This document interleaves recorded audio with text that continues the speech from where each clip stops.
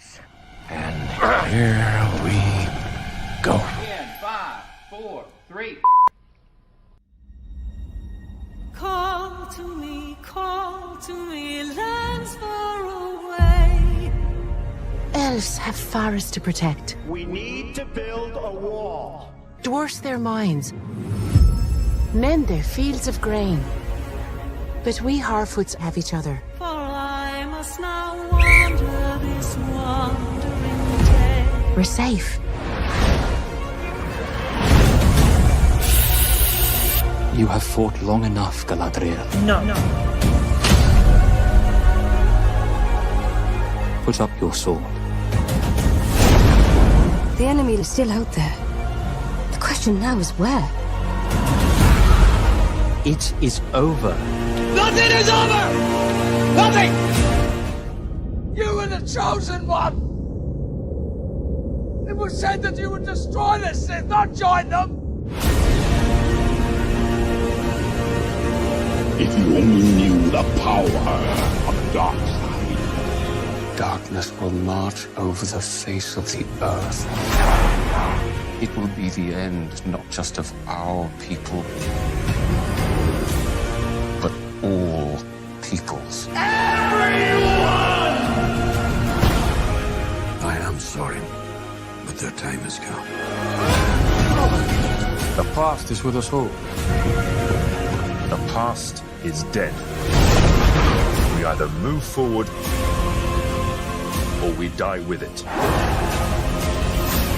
This could be the beginning of a new era.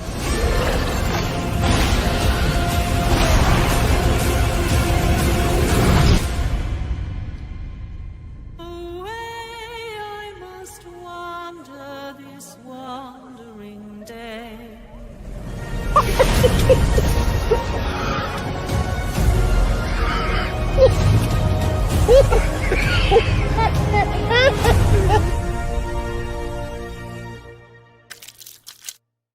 To him finally being lionized in the prime and his prime. Fuck.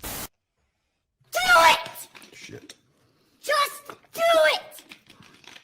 Don't let your dreams fade. Yesterday, you said tomorrow. So just do it! Make your dreams come true! Luke went from being... Oh, no. Welcome, Slayer Nation. I have some great news for you today. I hope you're all doing great. Nope, that didn't work. One more. You have failed me for the last time. Welcome, Slayer Nation. I hope... If you're tired of starting over, stop giving up. That is eating away at what you love in order for it to shine. And one man's vision is... Sometimes you don't have to make things better for them to be great again. You merely have to... Okay. Hollywood continues to slow boil the culture and crazy. Well, right now, Spider-Man actor Andrew Garfield has stepped up and he's fighting motherfucker.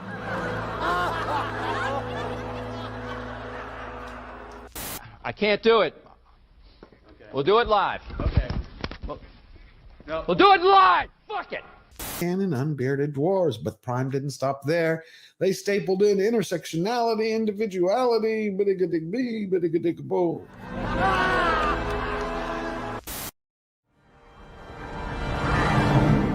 So it begins.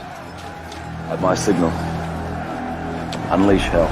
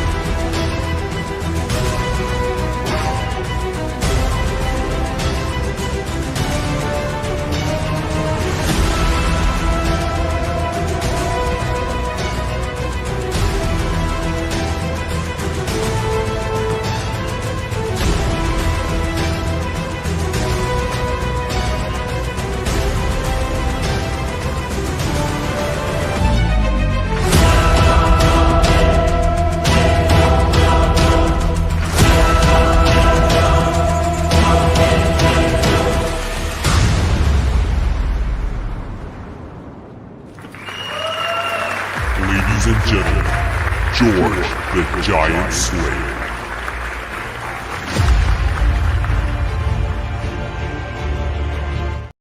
Hello, everybody. How are you all doing today? Welcome back. I'm your host, George Molo, and this is Slayer Nation Live. Apologies for being a few minutes late. I had to throw somebody out of the house. 1, 2, 3. I think that's funny. Yes, I love it. Can't stand Zelensky, and he felt the wrath of Trump this week and J.D. Vance, who treated him like a proctologist at a pride parade. But it's great to be back and great to see you all. This is March 2nd, 2025 in the year of our Lord, and we are moving forward, always forward. Got a lot of news this week. First, let's see who's here. We got Eric K., King of the Mods. He's with us. Fletcher Williams is in the back producing. We also have the incredible Lord Thoth, and Olaf will be joining us soon. Dark Hierophant is here. How you doing, Dark Hierophant? Great to see you. Emily Kruger, Steel Leg of History. Blessed. I hope you're blessed, my friend. Jeremy Winfield, Paul Buttrow. Wow, Nick the Greek comes in with a $2 super chat. Yasu Levendimu. Did you see all the protests this week in Greece? Yesterday, you had a couple 100,000 people who were burning down around Parliament because of that train accident last year. Mexican Iron Man, the producer that I miss. I wish he would pop in because I'd love to have a chat with him because he's a lot of fun. The Mexican guy who's actually white. He gifted 5 George the Giant Slayer memberships. Please, everybody, go thank Mexican Iron Man. You know, I got to tell you a story about how I found him at Home Depot once. We'll talk about that another time, though. Tender Warrior 68 gifted 10 George the Giant Slayer membership. Way to go. Way to go. Thank you, my friend. Bless you. We're coming out of the gates hot. So we got a lot of news to cover. Kathleen Kennedy, you know, they said you had the press from a Hollywood Reporter to Variety to Insider Magazine saying she was retiring. And, you know, not a lot of people believed it. Some did, carried the news. And then she threw a little temper tantrum. At least it's a temper tantrum to me, and we're going to cover that because I actually do believe she's retiring, but not by choice. I think she had a little panic attack for being handed her pink slip publicly and couldn't handle the humiliation. And then we're going to talk about how Trump kicked Zelensky's ass out of the White House. We got Daredevil born again, hitting screens. March 4th, Tuesday, of course, at the very same time, you got Meghan and Harry. Yes, She Who Must Be Obeyed and Her Ginger Handbag are coming out for their 5th failure in a row. Another series on Netflix on the same time. How many people you think, how many people bet they're going to be watching that or Daredevil? And of course, we also have the Oscars tonight. And as you'd expect, we have multimillionaires getting baskets from other multimillionaires, $200,000 gift baskets for each attendee. Anyway, let's get going. There's a lot to cover. So we're going to fuel up those flamethrowers, roast the idiotic, and spit out the facts. Let's bring them all out here. I got my very good friend, Paul Chato is here. And we got Verbal Riot. How you doing? Great. I'm good. I'm back from San Fran, where there were no eggs to be found anywhere. No, not true. I found a pallet of 18 eggs for $44. Come on. I'm not joking. You're not. This isn't a setup for a punchline. Nope. No.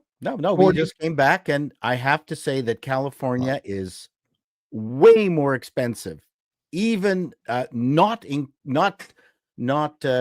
for the difference in dollars between Canadian and US dollars.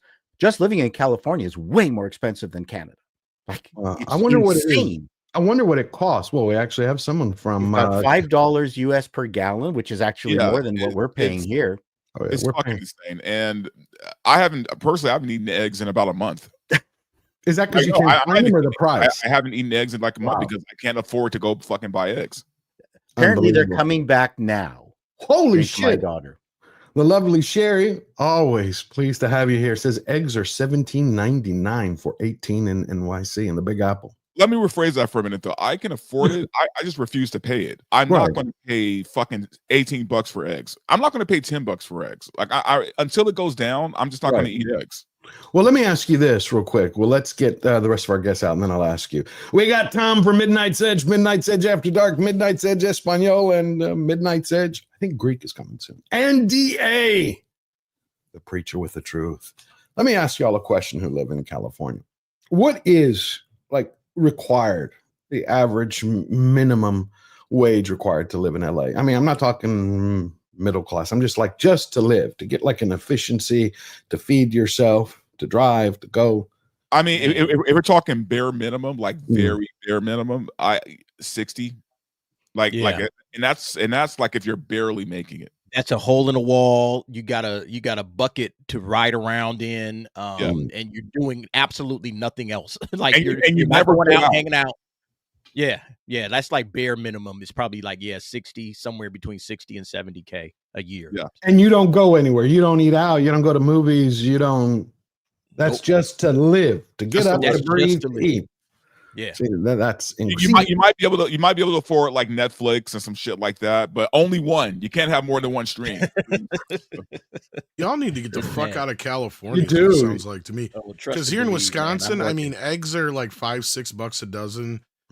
Gas is like $2.87, $2.78 right now, something like that. Yeah, it's different across the country. Well, I get that, but I'm just saying. It's like, I paid $2.50. I paid $2.49 actually yesterday for a gallon for gas in Texas, but the eggs cost me $8.39 when I bought a dozen. I haven't bought eggs in a couple of months. And that was it was insane. I almost thought like maybe it's time to go to powder. The governor isn't trying to nail you up the ass like our governor is. We get it. But I've never paid $8.79 for eggs ever. Well, apparently the former head of agriculture, FDA or whatever in the United States, who had to be duck marched out of her office, overdid the culling. Yeah, the bird flu culling just went shit. And it was, I don't know. I'm not an avian flu expert. Better safe than sorry. On the other hand, I felt badly for all those chickens. Wow, y'all are paying. Rob Alta says $4.89 a gallon in his area of LA. Is that literally what y'all are paying? $4.89. You know what? At the end of the day, man, what it comes down to is we really just need to get rid of all the leadership here in California. Gavin Newsom, Karen Bass, they all fucking need to go. They all need to go. Yeah, no, I agree. Sacramento needs to be straight. Best believe this is a partisan issue. This isn't fucking bipartisan. The fucking Democrats are ruining. They already have. They've ruined California. That's why I figured that the next election cycle we would see a culling, where they would be all booted out of office with the California wildfires, price of eggs. Talking with some San Franciscoans, they're feeling positive about their new, more conservative mayor. Okay. They're hoping they can turn around. But to tell you the truth, California is stuck in the 60s. We went to visit the Berkeley campus, and I thought, okay, all these booths were lined up at the front of the university, and they had the Socialist Society of America come join. Yeah, I felt. Any burning bras? No, there were no women there for whom I would have recommended that for either. It was funny. I thought it was the campus was locked in amber. What? It's funny that you brought that up though, Paul, because I live close to USC, right? And living by a college campus, like especially back in the day, it was like always just hot girls walking around, and I decided to walk down, and it's been like years since I've done this. I decided to walk down Fraternity Row, where all the fraternities and sororities are. And, usually it's always like hot girls and Daisy dudes playing volleyball and shit. Now they're in baggy clothing. It's crazy. No. Wait, but here's the worst part. Now when you walk down that row, man, like I'll see a group of girls, and out of 6 of them, 3 of them are guys. Well, I was just going to say, instead of burning their bras, they're stuffing their bras now. So that's the difference. Yeah, 3 of them are guys. So I'm like, what happened here? What happened?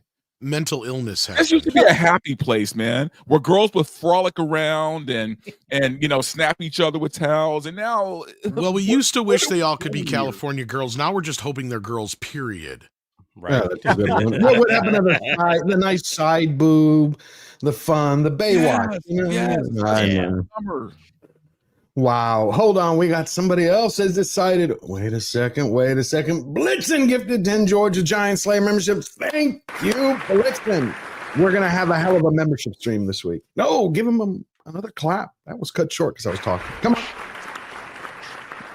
Anyways, those were my San Francisco adventures, and I was really shocked at just how expensive everything was right across the city. Like there was almost no deals to be had, and I was with San Franciscoans who knew the ins and outs of where to get stuff. It wasn't like LA. Paulie took us to some great inexpensive Mexican restaurants, so there were places where you could run away and not blow your budget in a restaurant. But even the campus eateries, while the food was good around the Berkeley area, I mean, 3 of us ate like $73 in some noodle joint. Like, where are the students getting the money from? Well, San Francisco's 1,000 times worse than LA. Like, San Francisco was kind of Thunderdome at this point, man. Well, what about the needles? Don't you have to dodge the needles and the poop on the ground? The problem is when they say 2-man enter in San Francisco, it means something completely different than it did in Mad Max. Ouch. Now, I also wanted to bring this up because he was one of my favorite actors of all time. I put this little collage together, so if it looks kind of wonky. I know who it is. I was going to say something. If it looks kind of wonky, but these are my favorite movies of his. Gene Hackman. Oh, wow. I love Hackman. I don't know if anybody's a Hackman fan here. Oh, yeah, for sure. So I went through it, and I've been having kind of a Hackman marathon for the last few days. I just finished watching The Birdcage late last night, and then Quick and the Dead, and The Royal Tenenbaums. I never thought that got enough exposure. No. Yeah, I've always enjoyed that. Anybody have a favorite Hackman film? Oh, Crimson There's Tide, just so man. many great ones, yeah. Actually, funny you brought it up. Royal Tenenbaums is one of my favorite Hackman movies. Honestly, I mean, I got to go with The French Connection. I mean, the me performance too. he puts in there is just... Yeah, except now they've what did they've just done that edited. one streaming version, but Yeah, they took out his N words. Which changes his character. I mean, I know. No, I'm okay. It's still okay. They ruined the whole joke because he's like never trust an Italian or whatever. Well, he hated saying it. Yeah, he did, but it's not it's the character. It's not him saying it, Right. right? He had to get No. But even as an actor, he hated. I'm sure he did. Saying it. But does I that? liked him in Hoosiers. I thought Hoosiers was great. Oh yeah, that was the third film that I ever reviewed. I don't think I've ever shared this with anybody. Or I did on a member stream. When I was like 14 years old, 12 to 14, we had this local television station here, an NBC affiliate called, and they had a show every Saturday morning called Two Country Kids World. So it drove me crazy. I wanted to get on it. And so every day I called to try to get an appointment with a producer. Her name was Pat Taylor. God bless her soul. She passed away a few years ago. And so I called her and I'd asked my mom, can you help me, Mom? Do you know anybody who can get? She's like, you want to do this? You do it on your own. I'll support you. So I called her every day for 6 months. Got home at 3 p.m. from school, 3:15. I was on the phone. They got to know me. At the 6th month, every day she finally takes my call. All right, George, I'm going to put your face under determined. We'll set up an appointment. I just want to meet the person who's annoying the heck out of me. So I finally met her. She says, she gave me a little tour of, where they do the weather and the anchors and all this at the station. She says, what do you want to do? I want to do movie reviews. I just want to be on the show. And I see you don't do movie reviews. Because there was another Fox program that was on Sunday where they did them. So she's like, okay, fine. I'll give you a shot. I was stunned. And so the first film I did, she allowed me to write the script for it. And I went to the studio and they filmed it in this little editing booth. Anyway, long story short, it was Space Camp. And the very first words to come out of my mouth, because I had my dad's last name then, Aljanakis. And I changed it to Molo because he had kidnapped me when I was 18. So I turn around. I'm like, hi, this is George Aljanakis with In My Opinion. Today we're reviewing Space Camp, a movie that must have been directed by NASA because it failed to take off. And this was months after Challenger blew up. So we got a letter from NASA. After that, they never let me write again. They're like, you have to get approval. So I would just lay into them. But I remember I did Hoosiers, and she thought it was too old for me after we filmed it. Anyway, little story. Which is funny because after that was one of those movies they would show endlessly in schools. Hoosiers. But Like a lot of people are the first time we saw it was probably in like a class in school. Which is it was great. It was great. But I love that. You know what I've never seen, and I'm intent on doing it this week, is French Connection 2. It's all right. It's not bad. Yeah, I didn't. It was okay. It definitely doesn't compare to the original. I don't think Frankenheimer was involved. No. You mean Friedkin? Is it Friedkin? Friedkin. Yeah. Sorry, William Friedkin. Oh, okay. Miss Tessmacher, when I was 6 we years old. we can't forget about Superman. You know, My father said to me, "Get out." Before that, he said, "Son, stocks may rise and fall. Utilities and transportation systems may collapse. People are no damn good. They always." Look. So Hackman, you can't call yourself a Hackman fan and not bring up Superman. So Hackman is a quintessential example for me of what's wrong with the Hollywood star system, in that there were a ton, and I hate to Hackman I'll put in upper middle level stardom opening movie category. Okay. Where he could open a movie, but he wasn't Clark Tom Gable Cruise. or He's usually the heavy. Yeah, the heavy, but I mean you would go see a movie with him in it. I mean, but we don't have that middle level. That's gone. Right. I know what you're saying. People who would, for instance, who was in Our Man Flint, the funny sort of spy, James Bond. Our Man Flint, that's way back, man. Yeah.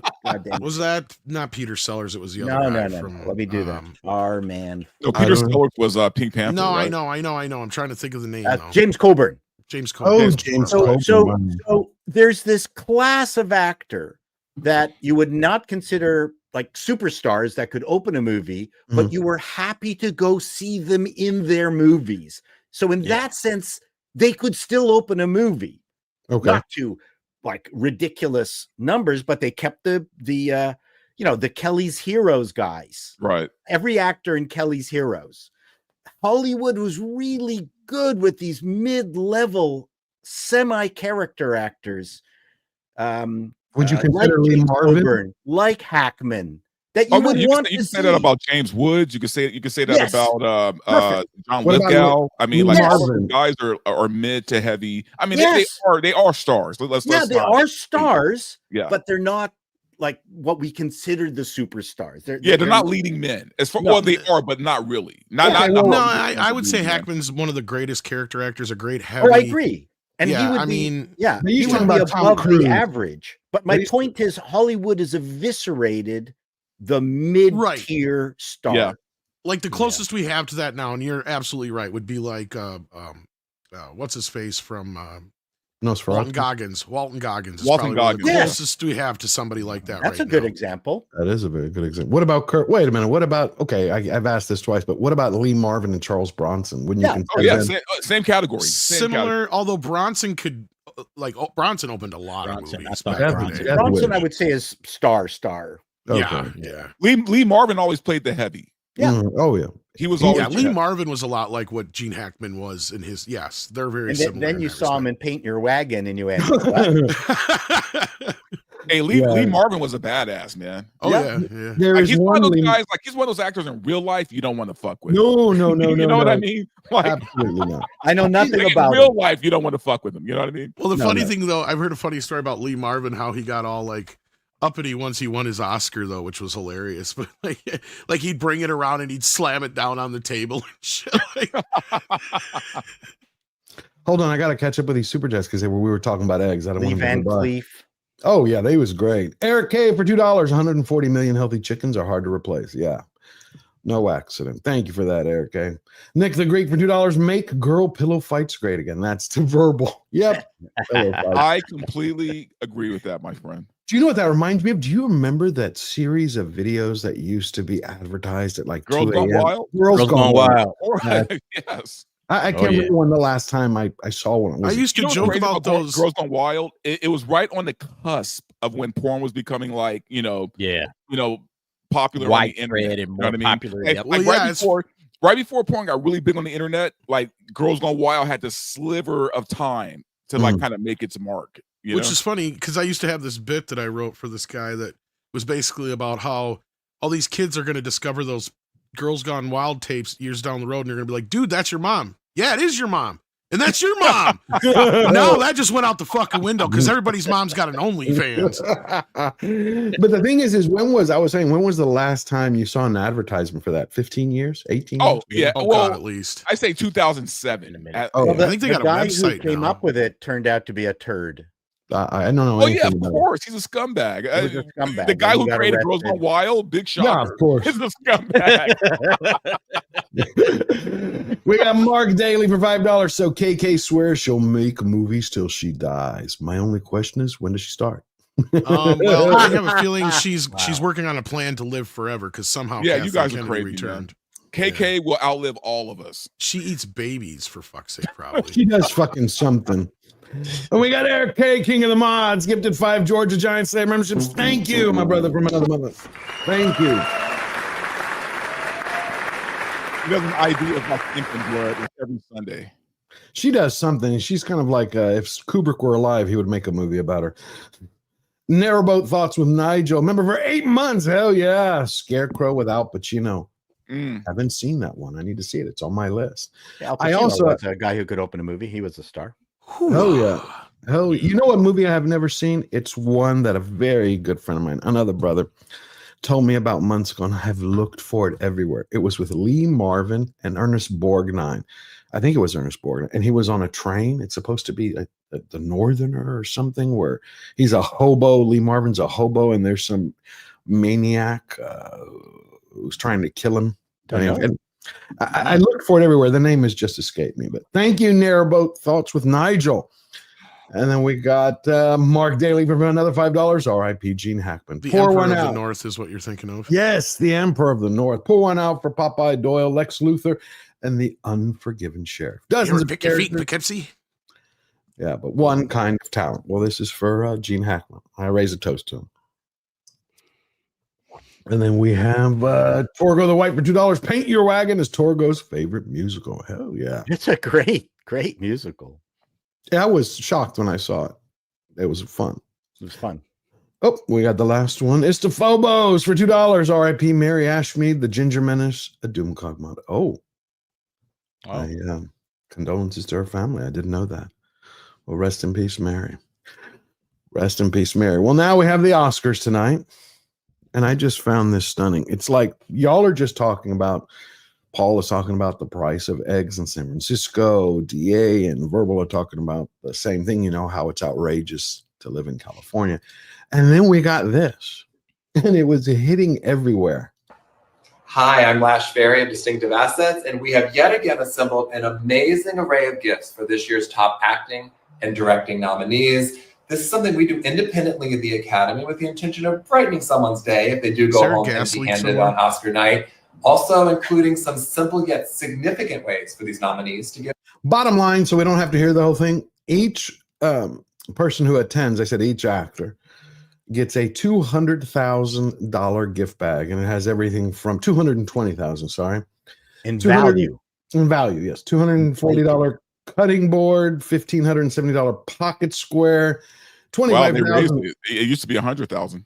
Yeah, it's insane though. But see, that's where we're talking about tone deaf. $25,000 in liposuction treatments, a $23,000 trip to a resort in the Maldives. You know what's even crazier though is I used to work the Emmys. I used to do AV work for the Emmys back in the day, and those gift bags. A lot of times they would leave them there. They forget them. No they shit. would leave them. So the staff would take the gift bags. Yeah, they don't need this shit. They Like can buy these it celebs don't even themselves. care Why would about they this, even George, is what I'm think trying to about say. It's $200,000 for them to just leave it behind. Right, but it shows you. But do you not think that's tone deaf? Because you know that's going to be reported. Well, Hollywood is everywhere. tone deaf, yes. Right, but they're trying to need to repair their image. This The whole should point not of these be things advertised. is what they do Or is give what they give these things out for free. The companies do in hopes that the movie stars and other people will actually use them, wear them, show them off, whatever it is. It's just it's a chance at a possible free advertisement from a movie star, basically. Wow. Right, but it does not come well. Again, right here, several gifts this year stand out for their relevance to the fires that ravaged Los Angeles. This year, on the heels of the historically tragic LA fires, we have found even more ways that our celebrity swag can do good in our community. And t-shirts. No, I know that's what I'm saying. It does not. They don't care about any of that stuff, man. Like Hollywood. Their business is an audiovisual medium to tell stories. What story does that relay to the average American? George, the weird thing is, I think people, for some stupid reason, still think that these people care. They don't care about any of this shit. They don't care about houses being burned down. They don't care about, they're called actors. They're acting. They don't care about any of. They live in their own fantasy world. We're just NPCs in their world. Gotcha. Yeah. It's insane. It is insane. And then I will tell you what I am looking forward to. You know what I want to, before we jump there, I know they view it that way, but unfortunately, how many normies actually believe that the stars care, or celebrities, whatever you want to call them, that what they say either on social media or in an interview is heartfelt. They don't view it as any type of publicity or radical ideology. They're like, look, the star cares. They're taking time out of their lives so they can reach out to us. I've had this conversation with so many people where I'm like, they don't give a shit about you. It's identical to what you just said. Horrible. Well, first of all, if it's on a stage or there's any kind of reporters around, it's bullshit. Right? Like any of it's just plain virtue signaling. That's all it is. Just like with fucking Hanaway Jane coming out and saying, all woke mean is caring about people. It's like, no, it's not. Well, I would suggest that there's a certain kind of dynasty pixie dust involved here, where I think there's an awful lot of people, especially in the United States, want their rich people to behave like rich people. I don't know. No one complained about the TV show Dynasty.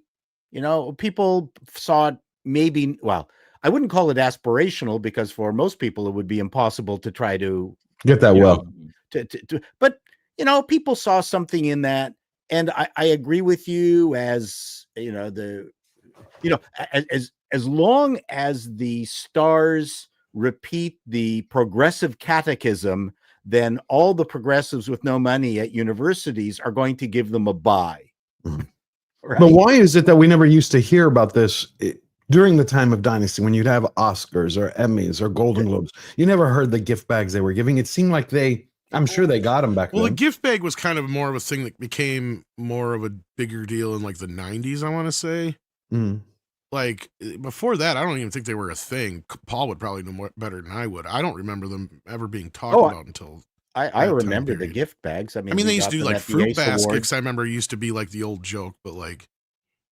But you think that they manage their image better is what I'm basically getting. Well, my point is that things have just exploded in such a way now because of social media, because of individual commenters like you guys on this channel, that things are less controlled. When you had just a few Hollywood magazines that were managed by the PR departments of all the studios and the actors, then all this was kind of part and parcel of being a movie star, and it would be expected that you would get good things because you're not like me. But now we're in a I don't know, what would you call it? A complaining mode? I guess.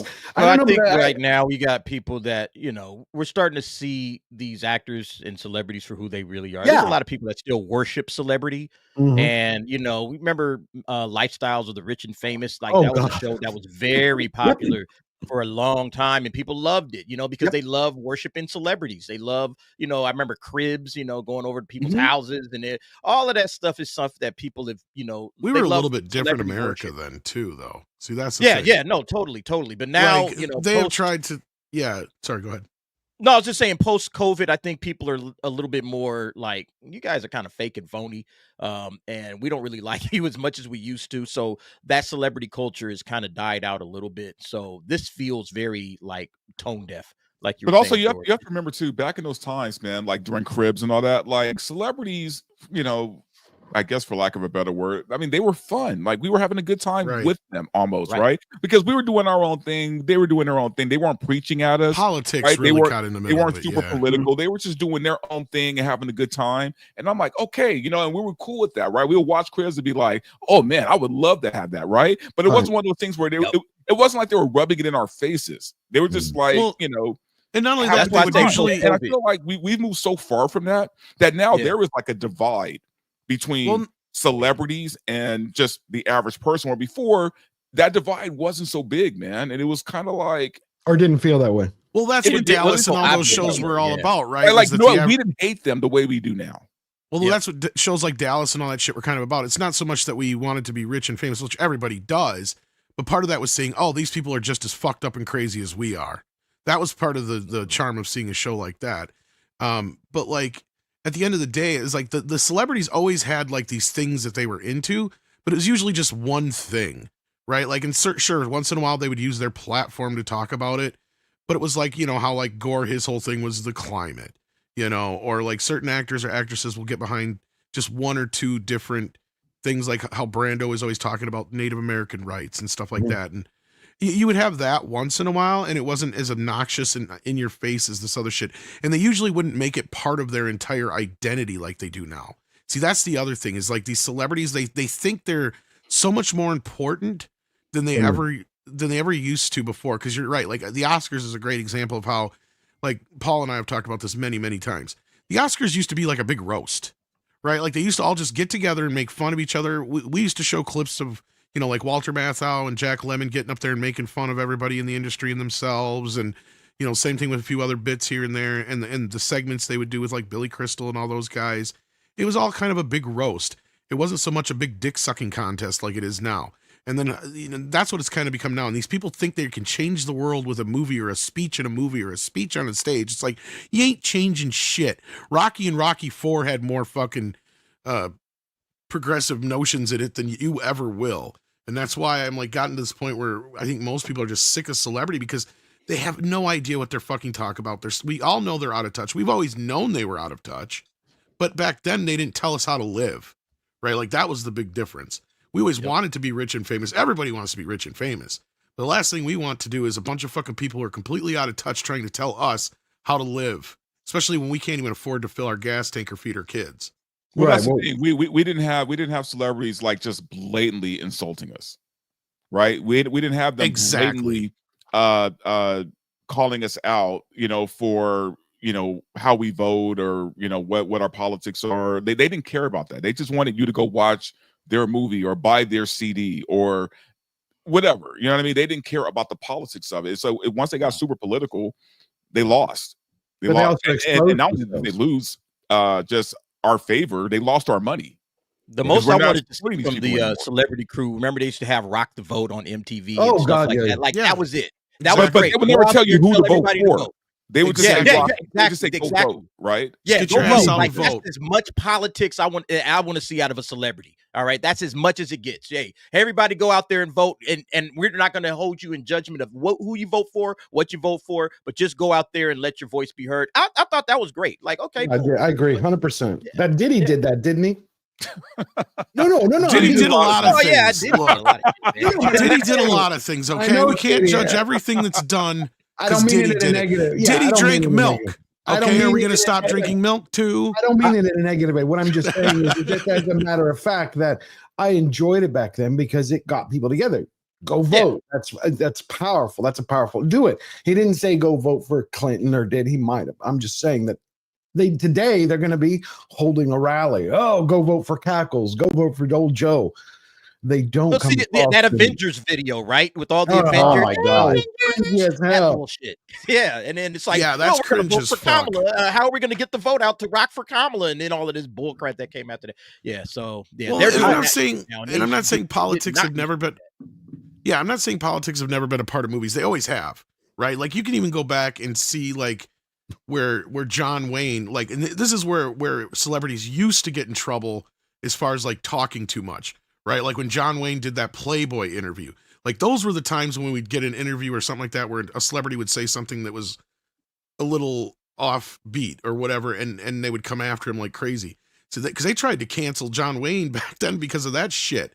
So then he spent the rest of his career trying to prove he wasn't a fucking racist because of how that thing twisted his words up. I'm But glad you brought up John Wayne. I would say that that's another thing that's missing from today's celebrities.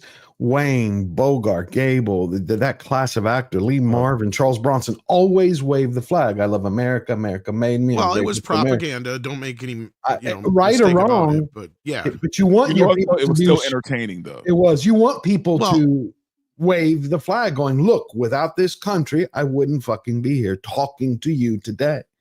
Well, we kind of brought it up last night on Flashcast about how, there was propaganda in America, but the propaganda was about being pro-American, getting married, having a family, getting a job, being irresponsible. In the house. Yeah, and not only that, John Wayne may not have fought in any wars, but more men signed up for the army and the military because of John Wayne than just about anybody else in history. Yeah, Clint I mean, Eastwood. look at Tom Cruise, man. After Top Gun, there was like some crazy enlistment into the Navy and Air Force after Top Gun. I mean, so movies can make a difference. Nobody's saying they can't. You know what? They're But, entertaining. But yes, at the end of the day, that's what these actors need to start remembering is they're here to entertain us regardless of what message their movie may have, right? Yes, we know there's Philadelphia. We know there's movies out there with, broad messages. What was it? Dallas Buyers Club and some of these other movies that can change the way people think and look at people. Yes, you have that power with a movie, but don't let that go to your fucking head. And that's exactly what they've done. And you know what? 10, 15, 20 years. Yeah. I'll always defend those kind of movies. I think like a movie like Philadelphia, like you said, I mean, like those were some important movies. And I think that topic at the time it needed to be addressed. Like it needed to kind of like, punch out of the bag and bring it into the AIDS, HIV. That it was all kind of almost rumor about, Well, we were living in the post-Fauci era of where you thought you could get it from kissing somebody or using a fucking water fountain after somebody, right? I just think there's a time and place though for those kind of movies, and even then, you could do it without preaching. Yes, and the movie didn't preach. That was the thing. It just relayed a life, a struggle, what the person was going through. Yeah, because the movie wasn't about him having AIDS. The movie was about him just wanting to live his life with AIDS, right? Correct. Absolutely. And then we get, of course, the classic example, and I hate it when it's an actor that I enjoy. We had Brian Cox come out 2 days ago. I think America's in a lot of trouble. Oh, he's a bit. I mean, I can understand why they voted. I'm not sympathetic with it, but I understand why, because there's an element of that person that represents success. And America loves success. And so they make that association. But there's no virtue there. There's nothing virtuous about that man whatsoever. He's delusional. He hasn't an idea to then turn around and call Zelensky a dictator is just appalling. And then the whole Gaza thing, which is absolute disgrace. It's a disgrace to upend all those people who have been through the most torturous. All right, I can't listen anymore to this jackass. But they don't seem to. It's the same way that Rachel Zegler would go give an interview, destroy a movie, destroy people, turn people against it, and now the last couple of weeks she's doing that kind of like force damage control. Like, oh, you know what I'm talking about, DA? You man. Been where doing she videos turned on her. it. Yeah, I know they're brilliant. Where she was turning around and she's saying, I understand the people, the backlash. It's not backlash, it's passion. It's passion. Really? You're not convincing anyone. But Brian Cox, again, a year ago, he came out and said woke was whack, something along that line. He did this screed with Morgan where he couldn't stand woke. Now he comes back around. Where is the media training to tell him this is not sound advice to go attack half of a country, which is half your customer base? It's just unwise. They don't get it, man. It's about, I guess to whoever they're talking to in Hollywood, they need to look good to them, and they're virtue signaling to their buddies. But again, half the country voted in a certain direction. And listen, I'm loving what I'm getting out of my vote. I'm perfectly happy with it. But not everybody may feel that way. As a celebrity, you just got to stay away from that topic. Talk about anything else. But why would you want to get out there and push your political opinions and start, basically disrespecting half of the country? You could give your opinion on what you think, a situation might look like or what a situation might be. But to go out there and say, well, the president is this and that, and, essentially you're just slamming everybody's vote. You know, Right. I Well, don't get the that. funniest thing that I have discerned over people's recent complaints of Trump, regardless of what you think of him, is that a lot of the stuff he's said has not become actionable. So what are you complaining about? They're jumping the gun. He said something. They're freaking out. There have been no giant planes ferrying people out of Gaza. Nothing has happened. He's said stuff, but they treat, and I'll just use that as one example, but they treat almost everything that he says as if it's de facto happening now. Wait, assholes. Right. Just like stick your brain back in your shoebox and just hold on for a little bit and see whether they actually transpire into real actions. Because Trump he's a negotiator, right? He likes to He's say a a shit lot of things disturber. to throw out, like, you know, he'll throw out a lot of things that he'll say, and you say, oh, we're gonna do this or that. It's like he's really negotiating in public, and then behind closed doors, I think that's where the real deal making is going down. Yeah, and he'll say some things like, you know, that make people nervous. It's like, oh my God, this is gonna happen. It's like, well, maybe not. You know, he's starting to negotiate. This is the first step of the negotiation to try to get things for our favor. You know, everything Trump does, in my opinion, is for the American people. Absolutely. And that's what matters to me. And he I'm said not it. interested in anybody else's country, like at least not right now until we get our country together. Right, but Well, he said that's- it. I think he does a lot of I agree with what DA is saying. Absolutely. He's not only negotiating, but I actually believe that Trump does a lot of A/B marketing, a lot of A/B testing, where he's like, he puts something out, he sees how people react, he throws something else out. I think he's done that for a long time. But then you had Mark Hamill who comes out. It's like, really, Jake Skywalker? Hero versus zero. I'm in a state of shock and still trying to process yesterday's shameful. This is shit they're pushing because he's not the only one. I know, but it's the string of them. And I was thinking about it. I'm like, he's calling my president, his president, whether he likes it or not, a zero, right? And he's calling this doofus. Yeah, the guy begging. He's calling the guy who's begging a hero. This guy, a hero. Hey, listen, we dear all God. have some place to start. This is, I wouldn't make him make fun of him for that. He's a fan. Really, Now. the bottom line, as I see what Trump is doing here, is he's just telling Europe, you take care of it. That's really the bottom line. Yep. It's, you know, Ukraine is not in America. It's not in North America, not even close to us. Why is the United States and Canada, to a large degree, footing the bill for this? You guys who wanted to bring and I'm not going one way or the other. Don't get me wrong. I'm just saying that there was a lot of miscalculations around this entire experience. And the bottom line is, and I agree with Trump when he says, hey, Europe, Ukraine's in your backyard. You pay for it. I mean, if you want to keep giving them weapons and things like that, then do it. It's up to you. It should not be up to the United States. And I do fundamentally agree with that. Look, at the end of the day, for me, I put this in a post yesterday. At the end of the day, I would rather have peace with Russia than in Ukraine. I saw that. You were like, I'm just. I'd much rather have peace with Russia, right? Because I mean, let's be honest here. Who are we more afraid of? It's like saying you're afraid of Rhode Who Island. would you rather go to China? war with, Ukraine or Russia, right? So for me, it's like I'd much rather have peace with Russia. Yeah, especially if you see what's really behind it. I didn't mean to divert it into politics just yet. sorry. But no. It was me. I was doing it. But because we're talking about the Oscars and I see how everything is connected. Again, Brian Cox, Mark Hamill, the $220,000 swag bags. But you're gonna the see a Hamill lot of thing, crazy the shit Hamill tonight thing, on Oscars. but to me, the Hamill thing is what I just said. He doesn't understand geopolitics at all. Not that I understand it fully, Right. but my parents came from that region, and I know a little bit about it. I was there, and you know, you need to listen to the local leaders, because I speak Hungarian and I understand Viktor Orban, and I listen to him and what he has to say, even though he's kind of in Russia's pocket. But these are highly intellectual individuals who speak on a level that is far more interesting to listen to than Mark Hamill. Oh, actually, you know that there's this great video clip. I'm going to bring it up a little later. It goes through, if you really want to understand, I've done a lot of research on this, like how we ended up here with Ukraine. I'm going to play it probably in the next hour. But I think what's going on now with the way that the stars are starting to line up, again, with the Oscars, with the celebrity culture, I am seeing so many.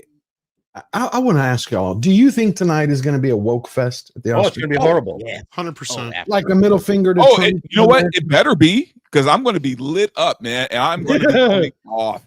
So I don't want this to be boring. I don't want them to disappoint me. I want this to be the wokest Oscars that we've ever had. Because the studios are sending a different message than the celebrities are.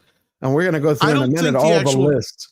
I don't think the actual show itself will be woke, but I think all the celebrities are going to come out and talk about one of the three, if not all three major topics. Which means it's going to be a woke show. Exactly. Right, but that's what I'm saying. Like, you have the studios, you've had lists come out, and we're going to go over that, where it says how many companies have dropped DEI.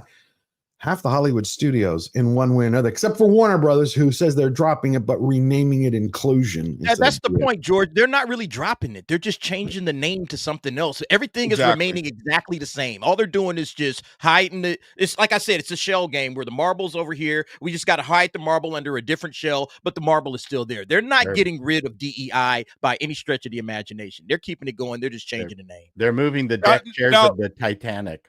Now, don't get me wrong.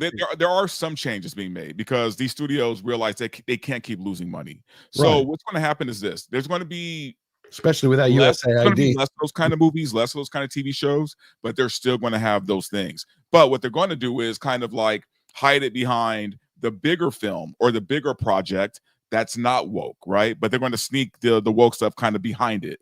Kind of like trailing behind it. So like I think what we saw with Inside Out 2, how they had to clean that up. So the big movies, that I like that point, Dante. The big movies, they're going to make sure that those no wokeness, because we need these movies to sell. These movies have to get out there and make money in the theaters for us. But everything else, fair game. See, what's going to happen is they're going to use that money from the big stuff to fund stuff like like trans cartoons characters for Disney kids. And things like that. So they'll use the big money to fund their more woker, smaller projects. How are they with what you're hearing from your sources and people inside of Hollywood?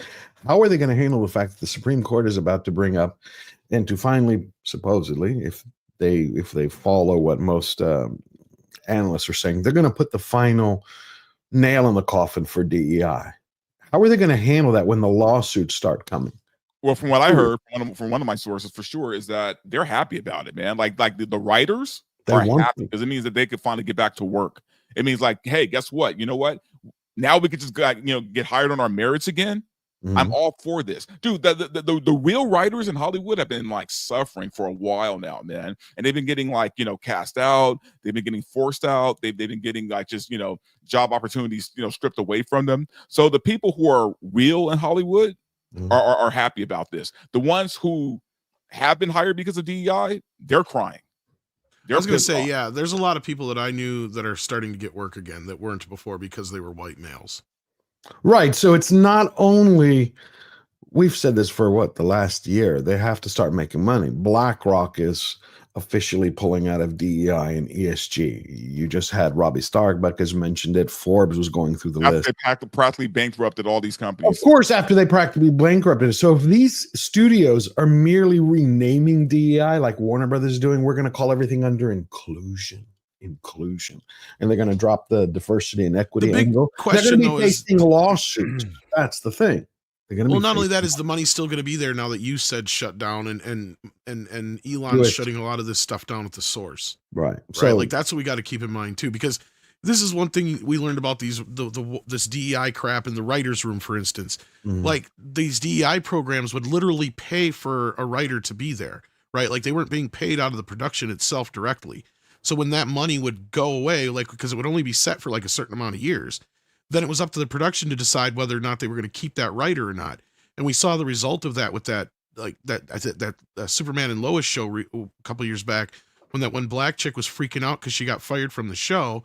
And she was like, they fired me because I'm black and all this other crap. And she's like, I know I'm a great writer. And it's like, well, either no, you weren't that great of a writer, or you weren't worth keeping around. Right? Like that's the problem here. And you'll have a lot of people that were coming to terms with that kind of shit because they were losing their jobs and or having to face the studio going, well, are we going to pay for this person now because we don't have the extra money coming in? And this is what we kept trying to tell people is there's outside money feeding into this crap. I mean, you understand for the past 5 or 6 years, people have been just getting rewarded for failure.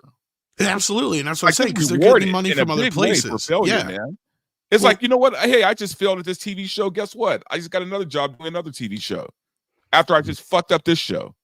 Well, yeah, because there's the aspect with like what Vince Vaughn, or was it Vince Vaughn? Yeah, I think Vince Vaughn was talking about where he's like, you can't blame me because I did IP and all this other crap. The same can be said for the DEI crap, right? It's like, you can't blame me. I did the DEI stuff, so we got the money for it. And that's how they can afford to lose this. But I don't think they can afford to lose anymore. I think you're right, Verbal. And the more I keep hearing, and I'm sure you started to see and hear a lot of the same kind of things, is that the upper people in these studios know this, and they're trying to change. The resistance is coming from the creative forces, right? Like the actors and the writers and other people like that who have bought into this shit completely. You mean, right? They want more of it or they don't want it? The upper people don't. They want to end this shit. The upper people don't want this they are done with this shit. They want to go back. The studios. They want to go back to cocaine and capitalism. Exactly. Yes. They want to have fun. They want to make money, have parties, good time, make movies, great again. Part of the challenge, and part of the challenge is that there's not enough series being made, and I'll always say that. But what I see now is, where's the mentorship?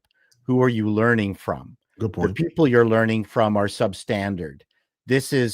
So when I went to Hollywood and I got to meet Stan Daniels, who was working on Taxi, you have no idea what he was put through by the MTM people before he was even allowed to touch pen to paper and write anything for Mary Tyler Moore. You mean like an apprenticeship? Is that what you're talking about? Well, he essentially was part of an apprenticeship for MTM. In that he worked on Mary Tyler Moore, but was not allowed to write anything until they felt that he was competent enough to write. We're talking Stan Daniels here. Right. Like, probably his first draft when he first went in would have been better than anything anyone is writing now, but they wouldn't let him. So, when I got to meet him and talk with him, it was just, he was thankful for what they put him through. And again, this is Stan Daniels of Taxi, era. What talent are people learning from now? They're not, man. That's the problem. They're not. Who are the Stan Daniels today in Hollywood? That's the challenge. But here's the thing, though. A lot of these studios now are demanding to start making more money. Like they're kind of on this kick right now. Disney's a really interesting one for me, man, right now, because everything I'm hearing is, they're trying to make changes. They're really trying. Lucasfilm refuses to let this happen. Like, Lucasfilm is like, look, y'all can do what y'all want. We're going to keep doing all of our woke shit. We don't care how much money we lose. Right. Well, and that goes into the whole Kathleen Kennedy thing, right? Like, and her not leaving, and this whole kerfuffle that's going on in the press right now because of it. Well, and okay, I think you're right. Yeah. Okay, who's the dummy? The person who said it, or the person who really believes it, right? Because we've been hearing this shit for how long now that she's going to retire? It's become an annual joke, right? That this is the year she's going to retire. We all knew this was some bullshit, but for some reason, a lot of us took this story that she was leaving this year to gospel. And I'm like, guys, how many times does Lucy have to remove the football from you before you realize, like, this bitch is never leaving? Well, that's not Does even someone really know the story. what the budget of Lucasfilm is without anybody working on any project? Like, what's the downside? Well, I mean, I don't know the exact figure on that, but I do know that going back to when it was sold, that was one of the problems. Was George Lucas wanted the Pixar deal, which is over $4 billion, and Disney couldn't justify that because he didn't have anything in production or anything that was actually making any money besides toys. Right. So they said, get some movies in production and sign up these people, get somebody to run the company, and I can convince the board. This is what Bob Iger said to him, and I can convince the board to get you that $4.05 billion. And that's exactly what he did. He signed on, all the original cast for the new Star Wars movie. He got Kathleen Kennedy in there to run things. And that's exactly how they were able to convince the board to give him that much money. But at the end of the day, no, it really isn't worth that much. Look at James Bond is a great example. Even though they didn't buy all the rights to it, Amazon didn't. They still only spent $1 billion on James Bond. I would say Star Wars really was only worth what their initial their initial estimate was, which is around $2 billion. That would have been the more fair price to pay for it, and they got screwed. Same thing with Fox. They spent way too fucking much on Fox. Well, They I'm got gonna so And, and fucked we also over on really that. quickly though, we have to look at like, okay, I look, we shit on Kathleen Kennedy and deservingly so, but a friend of mine, so I have like 3 friends who work for the MCU. One of them I'm kind of not on good terms with. And he used to talk a lot about stuff that was going on, and he quit doing that because he got screwed over by John Campia. And so he was like, I'm never talking to any of you YouTubers again, that kind of a thing. And I was like, hey, I get it, man. That's fine. I really don't care, to be honest with you. But he posted like this list yesterday. And he's like a hardcore Disney man. Like he's a company Mickey man. through and He'll through. never badmouth them. He'll never say, and I understand that. That's your bag. Right. That's your bag. That's your money. You don't want to badmouth your money. I get that. But he put up this list of all the producer credits that Kathleen Kennedy's had over her lifetime. I was And just I'm like, about yes, to bring it this looks other one up. impressive. It Everybody's looks so doing that. impressive because she was a producer or executive producer, whatever the case may be. But dude, come on, man. You can't look with anybody. How long are you gonna live in the past? What has she done over the past fucking 10 years? What have you done lately is the question. What have you made for me? Come on, we're going to talk about Jurassic Park, Goonies, E.T. What did she actually do? I've heard a lot of people. That's what I'm saying. She didn't really do anything. That was the talent who worked on the fucking films. I heard she fetched coffee and donuts for most of the time. This is what Verbal's talking about here, and he's not. There's tons of people that have been posting these things, and I know what it is. And we found out this is what happened. So that Matt Maloney's story came out saying that she was going to retire by the end of the year, and they were going to name her successor. And look, let's be real. We all know who the successors are going to be. It's going to be Carrie Beck and fucking Dave Filoni running it like Peter Safran and James Gunn, and they're going to. That's exactly how they're going to present it. He's going to be any better than Kathleen Kennedy. You are exactly my point. But that being said, she is pissed, and not. I don't know if it's for the reason you said in the beginning, George. I think it was because she didn't get to control the narrative. If you read that fucking interview, that's what I have. She is so pissed that she didn't get to control the fucking narrative. Begins, man, those like first few paragraphs. I got it. That little fucking guy that wrote that bullshit. I was like, bruh, man, did she give you some? Like, why are you talking to this? Why are you talking about her like this? Did you see Maloney's response to that too? Yeah, I saw that shit too. Yeah, well, that's exactly what I'm talking about, DA. Exactly. You nailed it right on the head. Look at the first 3 lines. The truth is, and I want just to say loud and clear, I'm not retiring. I will never retire from movies. I will die making movies. This is the first thing that's important to say. I'm not retiring. See, I read that. Sounds like a threat. See, yes. She's never even going to die. She's going to find a way. This as a hostage note. A threat to Hollywood, but I view it differently in that aspect.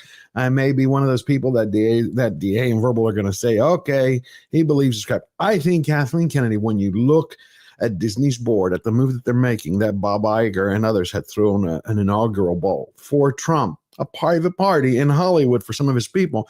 I think this is her pink slip, and she's pissed that she wants to go out on her terms, her way, exactly when she wants. I don't think she's getting it, man. Honestly, and we joked about this before. It feels like that scene from Wolf of Wall Street when Leo's like doing his goodbye speech, and he changed his mind. He's like, "I'm not going anywhere." Right? Like this is what it feels like. It's like, yeah, she's supposed to leave, and then she just changes her mind last minute, and it's like, no, I'm not leaving. Because it leaked to the press, and everybody was celebrating and talking about who was going to replace her, so that pissed her off. Right. Do you really think she's going to be able to stand against Trump coming down? I mean, because he said he's coming down. Because he's talked about going after Hollywood next. She has enough material to keep her job because no one's going to want to fire her. See, I think the if she goes down, they all go down, right? Right. But think about it. Yes, I agree with you 100% last year. But now, when they're looking at the bottom lines, at the way that Trump has said he wants to bring business back in, the money, the winds have changed. This time is different. I think they're going to be, do we want to be aligned with the president and with the country who we're going to make money from, or her? There is a flaw in what you're saying here, George. Okay. Point it out. Show me. I would love to hear. Right. Trump is saying get rid of DEI departments, right? He's not saying he can't control DEI storylines. I know, but he's bringing. Right? He wants to bring in money to Hollywood. So studios can make as many woke movies as they want, right? Because it's all about the story for them. Correct. So I mean, yeah, departments, sure, but it doesn't mean they're going to get rid of woke stories, which means Kathleen Kennedy really isn't in any danger because, she's not a well. I hear what you're saying, but he For the wants most to part, bring she's not in diversity hire, he right? wants to bring in, I think he said 100 to 200 billion dollars into Hollywood so they can reboot the entire industry. I think he's going to hold that over them. But he can't do that. He What do you can't. mean? Of course he like, can. He's go like, I'm going to build this for you. I'm going to give you money. Toe the fucking line. You don't think he can do that? I don't. Not when it comes to art. Like he can't. What is he going to say? Like, No, he's you not know, going to you can say have- you no. can have a movie with. No, I'm not talking about the story. Yes, what you're saying is correct, that they can make any crap they want. Woke, bad, good, left. They can do that. Yeah. But when you change management and talent, you change story, you change film. That's what I'm saying. Like if you can't change the framework of it, diverse on DEI stuff, then you really got nothing on her because she's kind of holding all the cards here, man. Okay. All right. Well, you made a good point. As far as I know, she's the boogeyman, right? No one's going to fight. No one's going to try to touch her. Right. I don't think they're going to throw her out of a you cannon. I don't looking think at they're going to shoot her out of a cannon. And But that's I the think, thing is, I I think understand she's with her being allowed contract. to. She never renewed it, right? Well, no, but the thing is they can't just flat out fire her. Is what I was getting. Yeah, and I agree with that. I think they're Yeah. allowing her to exit gracefully, with her head held high, and they're saying, okay, Kathleen, you can write your own narrative, your own exit strategy, your own story. I think they're allowing her to do that. They probably want to fire her, but they're saying instead of doing that, because she knows where the bodies are buried, we're not going to have that. Here's a way. How do you want to leave? Do you want to name your successor? Do you want to go out at Star Wars Celebration? Do you want to go out at the end of the year at D23? Like, how do you want to exit this situation? And then, like, she's even saying, I'm not retiring from movies. She'll probably still make movies with her husband, but I think they are trying to move on. I think that all of the negativity around Kathleen Kennedy when it comes to this franchise, it would be a big lift, even though we know nothing's going to change. But to the rest of the world, they're going to say, oh, Kathleen Kennedy's gone. Oh, they got Dave Filoni in there. And some people seem to like Dave Filoni for whatever reason. Oh, okay, maybe things are looking up for Star Wars. I think that's the narrative Disney is going to try to paint. But I think they're allowing Kathleen just to kind of write her own story and her own exit so that at least she can leave without getting frog marched out the front door, okay, which is what could happen. I agree with you there. I believe she should be frog marched out if Hollywood had any integrity left, and then shot out of a fucking cannon. I know that's not going to happen. I know it isn't. But I believe what BA is saying is they're allowing her to write her own terms. But to me, a pink slip is a pink slip. You want to go out with a blast and a party, you're still out of here. You're out of here. That part, I don't care. She wants to go. I think she wants to go out. What is it? What are the chances y'all give from a 1 to a 10? 1 being the lowest, 10 being the highest. That Mandalorian is going to be a success. The Grogu Mandalorian movie. Oh, dude, I think it's going to do okay. I'll But say a 3 or 4. I think there might be a little interest in it. I can't see it happening. You know what was funny though is it's going to say a lot about Pedro Pascal, right? It's going to say a lot about the fact that Disney seems to bank a lot of money on him, and for some stupid reason, like he's their guy. So I mean, what's the budget on it? Does anybody know? So what they have to do to is it going to be? We're not talking Force Awakens numbers. Oh, absolutely not. Absolutely not. I haven't heard anything, so it's probably not astronomical. And Favreau knows how to do stuff on a budget. Okay, so we're talking like Solo, maybe. I would assume no, maybe I think a little better cheaper than Solo. than that. Because I bet you he's using a lot of the volume and stuff. He's probably shooting it just like they did the show. Okay, right. Okay, good point. Which is kind they of the had problem. reported Marvel initially at 120 million. See, that doesn't surprise me. That's not bad at all, really. So the one thing about Kathleen Kennedy though is she doesn't have George Lucas and Spielberg backing her anymore. No. So you know what ticked me? You know what tripped me off to Kathleen Kennedy? She can get laid off or fired, maybe. You know what tipped me off to it, verbal, about Kathleen Kennedy is I think today, especially in Hollywood, it's like 80 is the new 50. I just cannot see some Hollywood executive as powerful as she is retiring at 70. It just doesn't. The problem is what going along with what Verbal just said. Here you have a situation where a woman who built herself on the shoulders of men like Steven Spielberg and Robert Zemeckis and Richard Donner and Joe Dante and all these kind of guys, yet she is now more powerful than any of them who are still alive. Of course, sans Richard Donner. Right? That's the problem we have here. It doesn't matter if there's any bodies buried or if she knows where they are. That's not even a problem anymore. This is what Script Doctor and I we were squabbling a little bit, but we finally came to the conclusion that we were both meaning the same thing. And my point was this, is you go pre history, like when all this stuff was happening, you remove Kathy from the equation, like you go back and you just kind of delete her from history, nothing changes. Spielberg still makes all those movies. Correct. Everybody still makes all those movies. Everything still happens. The difference is now she has that power. She can make or break your fucking career. She can tear you down. She is showing us exactly how vindictive, spiteful, and egotistical she is with this fucking interview and proving us all right all these last few years.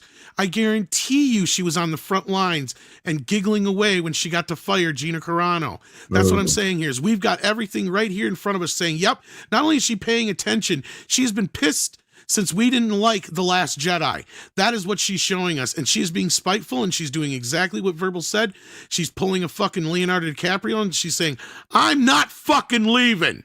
No matter what you fucking say, even though I just confirmed what this guy said, I'm not fucking leaving, so fuck you all. And that's really what she's doing. She, to spite all of us. Because she does not care, and she said that since day fucking one. Because she's all for the future and not for the past. I respect the hell out of you, but I disagree with both you and Mexican Ironman, but I love you both. I think, especially as the Disney lawsuit from Gina Carano goes forward, Kathleen Kennedy is going to be in on that. Winds have changed. I think Kennedy's time is over. And I think, like DA said, she's just writing her own after party. I want to go watch. Okay, we're going to get you out of here, but you can go out with some degree of grace. The problem with that, George, the problem with that, George, is unless Gina has an actual email or they find an email in Discovery that is Kathleen Kennedy directly to somebody like Pablo Hidalgo or her publicist that they brought up in that Matt Maloney outed. Right. Unless there's something that's a smoking gun that ties her directly to that, there's always that level of deniability and deniability. They could have a video of her at a donkey show in Tijuana, and they wouldn't hire her. What are we talking about here? I know, Verbal, you're right, because I've said she could come out, take a piss in front of the Magic Kingdom, and say fucking Mickey is a queer, and fucking nothing would happen. Well, I guess we're going to do whatever she wanted. Well, I guess we'll see in the end. We got two sides of this. We're going to see how it works out. That's why believe me, I hope she does. Me too. I'm with you, George. I wish. I know you'll do. I know the one thing that will never happen. My wish is to her to get shot out of a fucking cannon, but that's not going to happen because she is the human equivalent of a human Death Star. I mean, shit. She's destroyed Indiana Jones, Willow, Star Wars. Think about this. She did the impossible. She made Star Wars fans hate Star Wars. That's crazy. That's crazy. And I think couldn't kill it. Sorry. That's really the unusual part of this. Star Wars is a unique franchise. It's not like she was involved in, let's say, the Lethal Weapon franchise. Right. And then she screwed that up. She would have been gone earlier. This Star Wars is so vast, it's almost a studio in of itself. Not that it has the breadth of product that a Fox or even Hollywood Films used to have. It's not really a studio in that sense, although she did try to expand, as you said, with Willow and trying to get Jones, Indiana Jones, back up on its feet again. It's still, has a very limited amount of stuff that it's capable of tapping into. And my thought is that I think Disney just feels Lucasfilm is dead. They don't care. She can stick around for as long as she wants because there's not really much to resurrect. That's my thought. They're just not worried about it anymore. And even if she left, it would take a monstrously astute and creative individual with a really good plan to try to figure it out. In many ways, Marvel is a much more valuable product than Star Wars because it has so many different platforms, so many different characters, a massive universe of stuff to work with. And if they get Daredevil right and they start building it bit by bit by bit, there's maybe Andor 2 will work. I love the trailer, although Diego Luna puts me to sleep. But I will give it the benefit of the doubt. Is is Andor 2 the same kind of stepping stone to returning Star Wars to its previous glory in the same way as Daredevil? Absolutely not. Andor is inconsequential, unfortunately. to the unfortunately it is to the resurrection of, and I'm not degrading it, but it has nothing. It will not affect the Star Wars situation at all. So for me, she's killed it. Indiana Jones was long in the tooth anyway. Yeah, it would have been great if it was Indy and short round. I would have loved that. That would have been like a fantastic thing, but only a guy would come up with that premise. Yep. Not a woman. I'm sorry. Well, I even said you could take that exact same script and just replace it with Short Round, and it would even be a better film. Anyway, there's so many aspects to that film that could have been like just absolutely perfect. Instead, we gotta wait for him to get popped by a girl boss in the face. It's just it was. So Kathleen could stay around forever. It's a dead. It's dead. Jim. Well, it's dead in the sense that you needed somebody. What you really need in order to fix Star Wars is you need another George Lucas to come along and resurrect that. You need a guy with a vision that has, the spirit of an independent filmmaker. You can't just get normal, Hollywood blockbuster producer to come in and do Star Wars. Just slot in some any producer can get. No, it's George Lucas built Star Wars. Star Wars, like Paulie said, it's completely different than any other blockbuster franchise out there. George Lucas hated Hollywood, so he made something that was so anti to what Hollywood is. He revolutionized the film industry with Star Wars. Yeah. So you can't just bring in anybody. You need somebody with a clear vision of what they're doing. They didn't even have any confidence in Star Wars when Star Wars was made, and then George is dipping into like Eastern philosophy and, old school, like mythology. That's where he built Star Wars off of. You're not going to find somebody just, let me just go get the next Hollywood, somebody that's handled like Kevin Feige. Oh, Kevin Feige, why don't you come over here and do this? What does Kevin Feige know about building out a universe like that? He could just take what they've done from comics. And that's what Kathleen tried to do. Kathleen just tried to take what George had done, but she doesn't have any vision of her own. And so because she doesn't have any vision and she doesn't have any real creativity, all she's able to do is just cut, paste, and copy off of the originals. And, let's get Dave Filoni in here. And all Dave Filoni knows how to do is cut and paste off of what George Lucas did. You need a real filmmaker. Somebody like George Lucas was back in the 70s. Notwithstanding modern Star Wars and Dave Filoni, which we're crapping on, really the person who set two massive franchises on the road to ruin was J.J. Abrams, who killed Star Trek and Star Wars. Yeah. Yep. Like, we need to tip our hat to J.J. for setting both these franchises on the road to destruction. And he doesn't understand what made these franchises what they were. He's just, again, cut and paste. You know who could actually pull Star Wars back? Who would never do it? Is Tarantino. Oh, yeah, but he doesn't like Star Wars. I know he doesn't. I said, but he has the storytelling ability as a filmmaker and his depth of knowledge. The problem was Kathleen Kennedy was trying to be George Lucas. See, and that's the thing, is she didn't realize, as you guys pointed out, or won't admit, that she doesn't have a creative bone in her fucking body. She doesn't. See, because George Lucas, he backseat directed all of the films he's produced, and that's why most people don't even realize he only directed a handful of films in his entire career. The original Star Wars and the prequels and THX and American Graffiti is about it, because he didn't really direct a lot of movies. He usually found a visionary director to come in and help him tell the story. That's why he loved hanging out with guys like Spielberg and Scorsese and Francis Ford Coppola, because he all knew that they were technically his betters.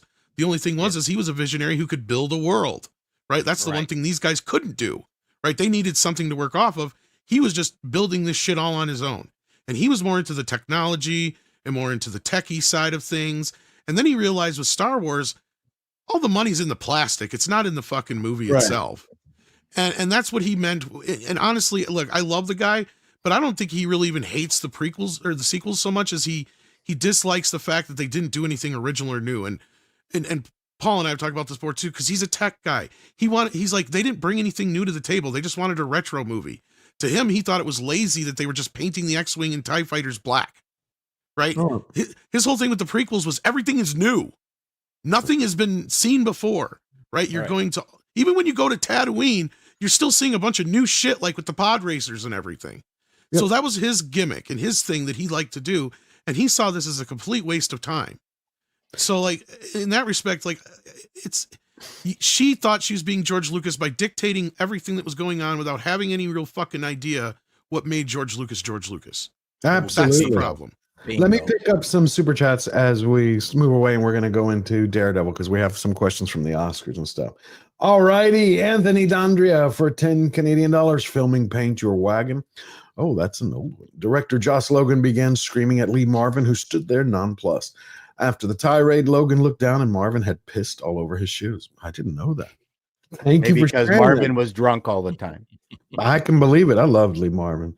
Mark Daly for another $20, overheard at the Oscars producer room. Okay, we need to boost the ratings somehow. Violence didn't work, so we'll try nudity of a woman this time. Someone called Bianca, make sure her Grammy dress is out of the cleaners. Oh, thank you, Mark. That was beautiful. Mark Daly for another $5. Y'all are right. I don't like paying actors to insult me.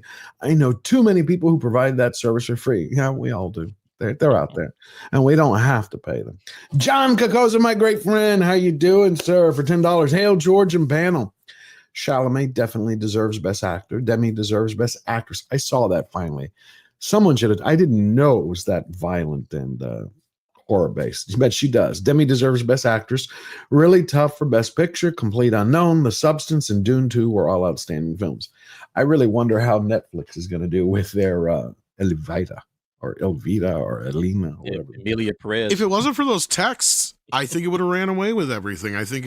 They wanted to give it to him so bad. They wanted to so bad that now that everything's kind of changed. They wanted that man to be Best Actress so bad. You have no idea. Do you know That how blew much up in their brand face. damage that would have done to Hollywood? I mean, Dude, but they were pushing it, man. Like Tom said, if those tweets didn't come out, they would have ran away with it.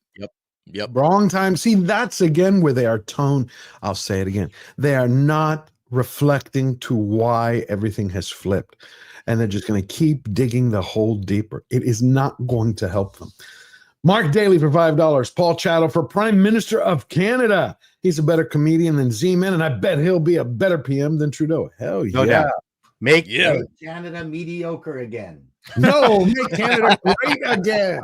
No, I'm good with mediocre. They were always No, good at that's mediocre. we just have to return to mediocre. We're so far below it right now. He's going to be the governor. We don't need a prime minister for the 51st state. I like it when Canada was known for maple syrup and funny people. Let's go back to that. Yeah, that is a beautiful. Yeah, they do. They do. Trudeau was one of them. He just. 21 Pelican member for 13 months. Hail George, hail Chad, hail Verbal Riot, DA, Tom, and Paul. Hail to you, 21 Pelican, my good friend. Hail to you. 21 Pelican gives one George a Giant Slayer membership. Come on, round of applause. Thank you. That is beautiful. Every membership counts. Thank you, my friend. And I think we wrapped him up. Now I'm going to tell you what I'm looking forward to. And I cannot believe I'm going to say this. I really can't believe I'm going to say this. It's Daredevil. Just everything I've heard, and I wanted to see if y'all have heard anything different. It sounds even better than Netflix version, except for supposedly some effects aren't complete, but the storyline is supposed to be phenomenal. Well, I don't know about it being better, but yeah. These vigilantes are not heroes. I promise to keep our streets safe. Take care of it. Sometimes, when you need to get the job done, it requires a little creative thinking. The rule of law must prevail. Any questions? Who doesn't love D'Onofrio? I love. Oh my D'Onofrio. God! He was born to play that role, man. God, yes, he was. What role has he been in that has not been phenomenal? You know what I did? Yeah, we're talking about Full Metal Jacket, Law and Order. What was where he played some type of almost? He was a detective. I never watched any of his Law and Order. Yeah, he was in Law and Order for a good amount of time. He had Even played Orson Welles once. No shit. There was this phenomenal movie where so. he was the guy chopped in half at the subway, New York subway, and the only way they could get him out was actually like move the subway, and if they moved it, he would die because it was the only thing keeping his organs all pressed together. That was just a horrific but amazing performance. And of course, his greatest performance, Men in Black. Men in Black, yeah. Which is the one that he did with J-Lo. It's not really Edgar. It's more like Edgar suit. Which is the one he did with J-Lo where he was like some psychotic. The Cell. That was crazy. Yes. The Cell was probably the most visually disturbing movie, man. Like it's wild. Love that. Fisk is great. But I put him in that category of like Walton Goggins and people like that, where it's like no matter what they're in, they're just going to kill it, man. He's another one like, and Gene they're going to Hackman, bring up whatever they're in. So and he lost a lot of weight. He's gained, lost. He's one of those kind of actors where, But here's another clip I have because they released this yesterday. I'm glad they ignored Echo. Right. I was about to say that, Paul. Let me just pull this down. How are they going to do that? Because here, no, just ignore it. He's back. He's alive. His eye and it was all a dream. It's all a dream. Fuck Echo. Echo's an alternate universe. Can you do that and from one story to another without breaking the continuity? Yes. Like no one saw it. No continuity. No one saw it. Echo was the fever dream. Like she smoked a peace pipe and went on a trip, and none of that stuff ever happened. Well, this is the difference between Kathleen Kennedy and Feige. Is Feige's at least admitted that they need to fix some things. He finally admitted. He finally admitted it. We fucked up. Well, he admitted it a bit ago, but this Daredevil thing was a big admission of guilt, right? Because they shot this whole show almost completely different, and then they scrapped the whole fucking thing, right? And started from scratch. But what are they going to do? Okay. Are they going to also memory hole She-Hulk and Matt Murdock's Walk of Shame? That's the sound of it. That's the sound of it. Yep. Oh, well, he never banged She-Hulk. Never happened. Beautiful. Okay.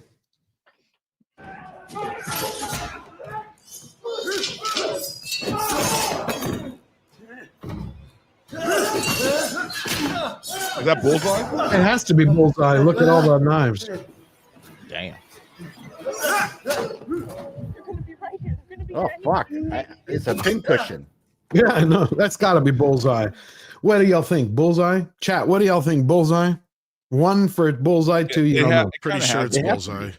It has to be. Yeah.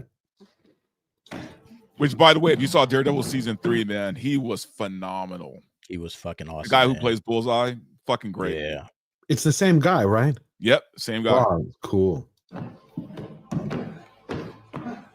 Oh, so they're redoing season 1's Hall fight here. Basically, it looks like. Okay. Well, I like that. It's kind I of like almost thought it was for a second there until. No, that I like was one of the greatest fight sequences ever. Hell yeah. I agree. We actually use it in the intro. Syndak put that together for the intro for every live show. Yeah, it's beautiful. That's got to be Bullseye. Except I thought he has to have the little. I will say I've heard nothing but good things about this new show. So, well, that's uplifting. March 4th. Yeah, Tuesday at the same time that Megan's With Love Megan series. Oh, I know. I'm gonna watch that. Come on, she who must be obeyed in her ginger handbag, or trying one more time for all your love. and here's proof where if you get the vibe right, people get excited about wanting to watch something, even though you are a moribund network. Right. people are excited about watching this. Wait a minute, Chris Gore saw the whole thing already? Yeah, he had, him and Alan got early screenings. What did he say? Good news? I haven't heard from Chris, but Alan said it's damn good. Okay, that's good. That's good. I do want to ask a question, but let's finish this.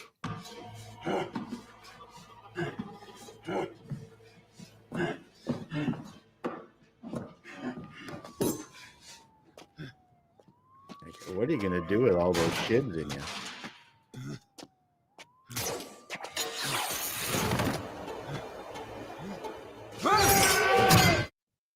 Beautiful. I am excited. I have never been excited for a Disney Plus series. Here we go. Film threats. Alan Ming the Merciless for $5. I've seen all of Daredevil season 1, and it is the greatest thing Disney Plus has ever produced. It's wow. well, wait a minute. Let me ask you. the greatest thing Disney Plus has ever produced because it's kind of a low bar. I mean, like, you mean? Well, no, I mean, there've been a few gems, man.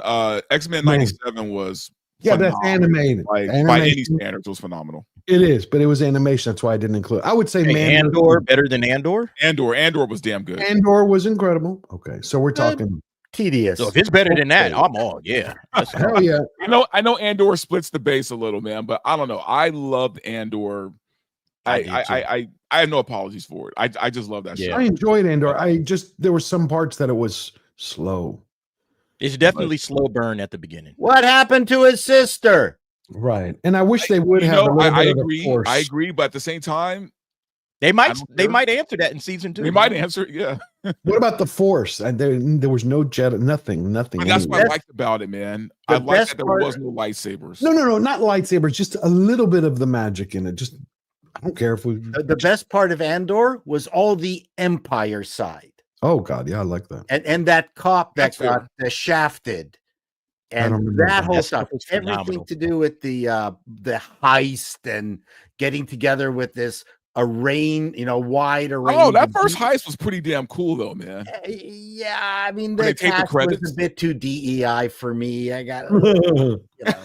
I did like when they took over that base in the end. What were the? But also, Paul, you got to admit, man, look, this is the first show where they've ever made a TIE fighter menacing. Yeah. Right? Yeah. Like, you were actually afraid of a TIE fighter. I absolutely loved it as a blueprint for an adult Star Wars. Yes, I agree. I was completely I bought into their reality, as Robert Meyer Burnett says, the verisimilitude. And that's what these shows throw out. That's what this show had. And I really, really appreciate if they could get the pace up, a better story, no more heists, please, no more heists. Well, there has to be. Well, the way they're releasing it, they're doing part of the show was Andor himself. Yeah. And right. You don't think that Skarsgård pulled it off like Diego Luna, but you don't think that's great. Yes, I thought when he was on screen, I was like, he sucked all the oxygen out of the room. And what was that ship that he had? I thought I had never seen. Yeah, that was pretty bad. The Condor Hallcraft. Yeah. You know what? I wished at the end of it that it had nothing to do with Andor, had nothing to do with where it was in the timeline. Just get a guy named Ken in there, call it Ken, and just ignore everything else. I think it would have been brilliant, but we know Andor dies. Right, we do. That's the problem. Right, we're seeing the lead up to Rogue One. Yeah. It should have just been its own thing. I hear you on that, but this is what we're getting that we have never gotten from Star Wars. Like, we're literally getting like the foundation of the rebellion, right? We're getting the inner workings of the Empire, which we have never gotten before. And you would think a show with space bureaucracy would be boring. No, that's fucking it's the best part. The space bureaucracy stuff is the best part. Yep. Yeah, it really was. Those I agree. 2 ISB officers, the one blonde chick and then the other guy, and they're like kind of stabbing each other in the back as they're trying to climb the corporate ladder inside the Empire. I love that shit, man. I thought that was absolutely phenomenal writing. What's the guy that played? He was in Qyburn. He was like the major of. He was the head of the ISB. He was Qyburn in Game of Thrones. That guy was phenomenal. He did a great acting job. Like, all the acting in this thing was just top tier. Oh, it was top notch. Yeah. I wish it the best. I'm not shitting on it, but nobody saw but us, a few people. I mean, it didn't. No, but I mean, it is a kind of a divided thing where, because I know, even like Star Wars Theory, he wasn't like a huge fan of it. You know what I mean? And I get it, because he's more on the the Force and lightsaber type stuff. And I this is better. This is way better than all that.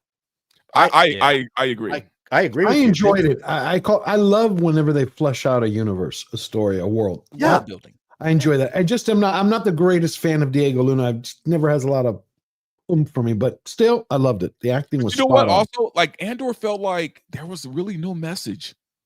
No, it's a story. Yeah, there was I didn't get that. Like, I didn't get like a message from Are you Andor, talking other what- than, you know, it's are a you story talking about about political rebellion, it's a story message? about overcoming the Empire. But that's always been the story of Star Wars, is Right. overcoming the Empire. Correct. But are you talking about political message or story? Yeah, message? yeah, like political, or, you know, just, you know, woke messages. Like I didn't feel like there really was one in I that don't think story. so. I don't. But you know what's funny is there is a lesbian couple in the show. You Yeah, know, but there's they an didn't- actual Yeah, lesbian but- couple in the show, but it doesn't matter. All It right, doesn't matter. it's It's just there. that- It goes. It's in and it's out, and there's no message around it. They Yeah. don't try to sit up there and talk about the patriarchy or any of that stuff. It's just, oh, okay, lesbian couple, whatever. You just keep it moving. That's fine. That's what all woke Hollywood needs to do. Hey, just if you want to throw some couples in, whatever, just do it, but don't try to Yeah. stop the movie or stop the show. Let's talk about these lesbian couple for a few episodes. Like, knock that crap off, man. Let's just, hey, they're there, they're gone, and most people will be like, whatever. You know, You they mean did they the were same just thing in characters? House of the Dragon.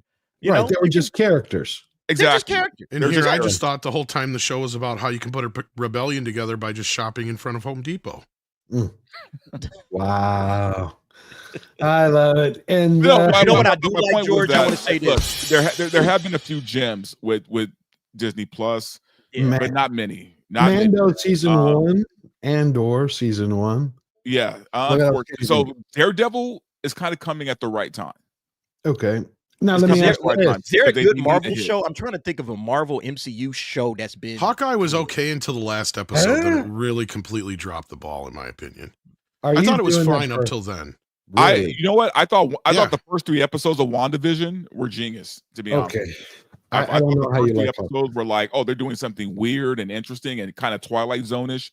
I was all for it. And then by the 4th episode, it became an MCU show. The really, main it's all thing with crap. Daredevil is it looks like Disney has dropped its #1 dictum, and that is no ultra violence.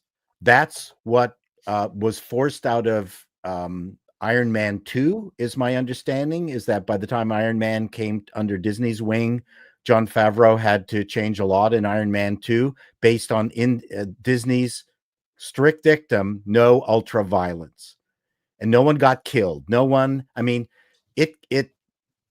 it took the danger out of all their properties. Well, and they also wouldn't allow him to do what you call it in a bottle, demon in a bottle, because that's really what the Oh, the inspiration alcoholic for- storyline. Yeah. yeah, You're right. yeah, for part 2. So that was another thing, and then like half the movie got left on the cutting room floor because at that point it was Feige and them guys started pushing for because that's the problem with Iron Man 2 is it's not really Iron Man 2, it's the Avengers 1. Right, it's building all the stuff that's going to kind of get you to the Avengers more so than it is telling an Iron Man story. The Iron Man story is like sidebarred for the most part. But anyhow, yeah, that's where some of the problems start to set in a little I bit. heard that this show that the new Daredevil is violent. I heard like there's blood. Oh there's, God, yeah. When does Andor come out? The 2nd season? Anybody know? That's April? April 22nd. So here's the question. Let's say, right, that Daredevil Born Again blows our expectations away. It's the greatest thing since sliced bread for Disney Plus, right? How does that translate brand-wise and for the movies going into Thunderbolts? Will that pull people into that and Fantastic Four? Like, how does it actually translate streaming into film and It theater? doesn't. Look, Daredevil might look. I'm assuming it's going to be good. So I'm just going to put my assumptions that it's going to be good. Mhm. It has no bearing on the Thunderbolts' success at all. I don't think anyone watching Daredevil is going to be like, oh, I need to see Thunderbolts now. That's not going to happen. Right. Is it going to build that kind of excitement where it's going to translate to putting more butts in seats? No. In the theaters? Okay. No, because you know why? Because of Captain America 4. That's what I was about to just say. Yeah, if Captain America Because of 4 Brave New was World. good, then Gotcha. that would have put more butts in seats. What's for the total Thunderbolts. audience for Disney Plus? Like, what's available in a theoretical realm? The number of people available. Well, like How many subscribers? I eyeballs think are there's like available for 200 Disney I think Plus? of the close to 200 million people that actually have it. Most of these shows only average like 2, 3, 4 million people actually watching. And they lost 1 million in the last. And then they lost a few in the last.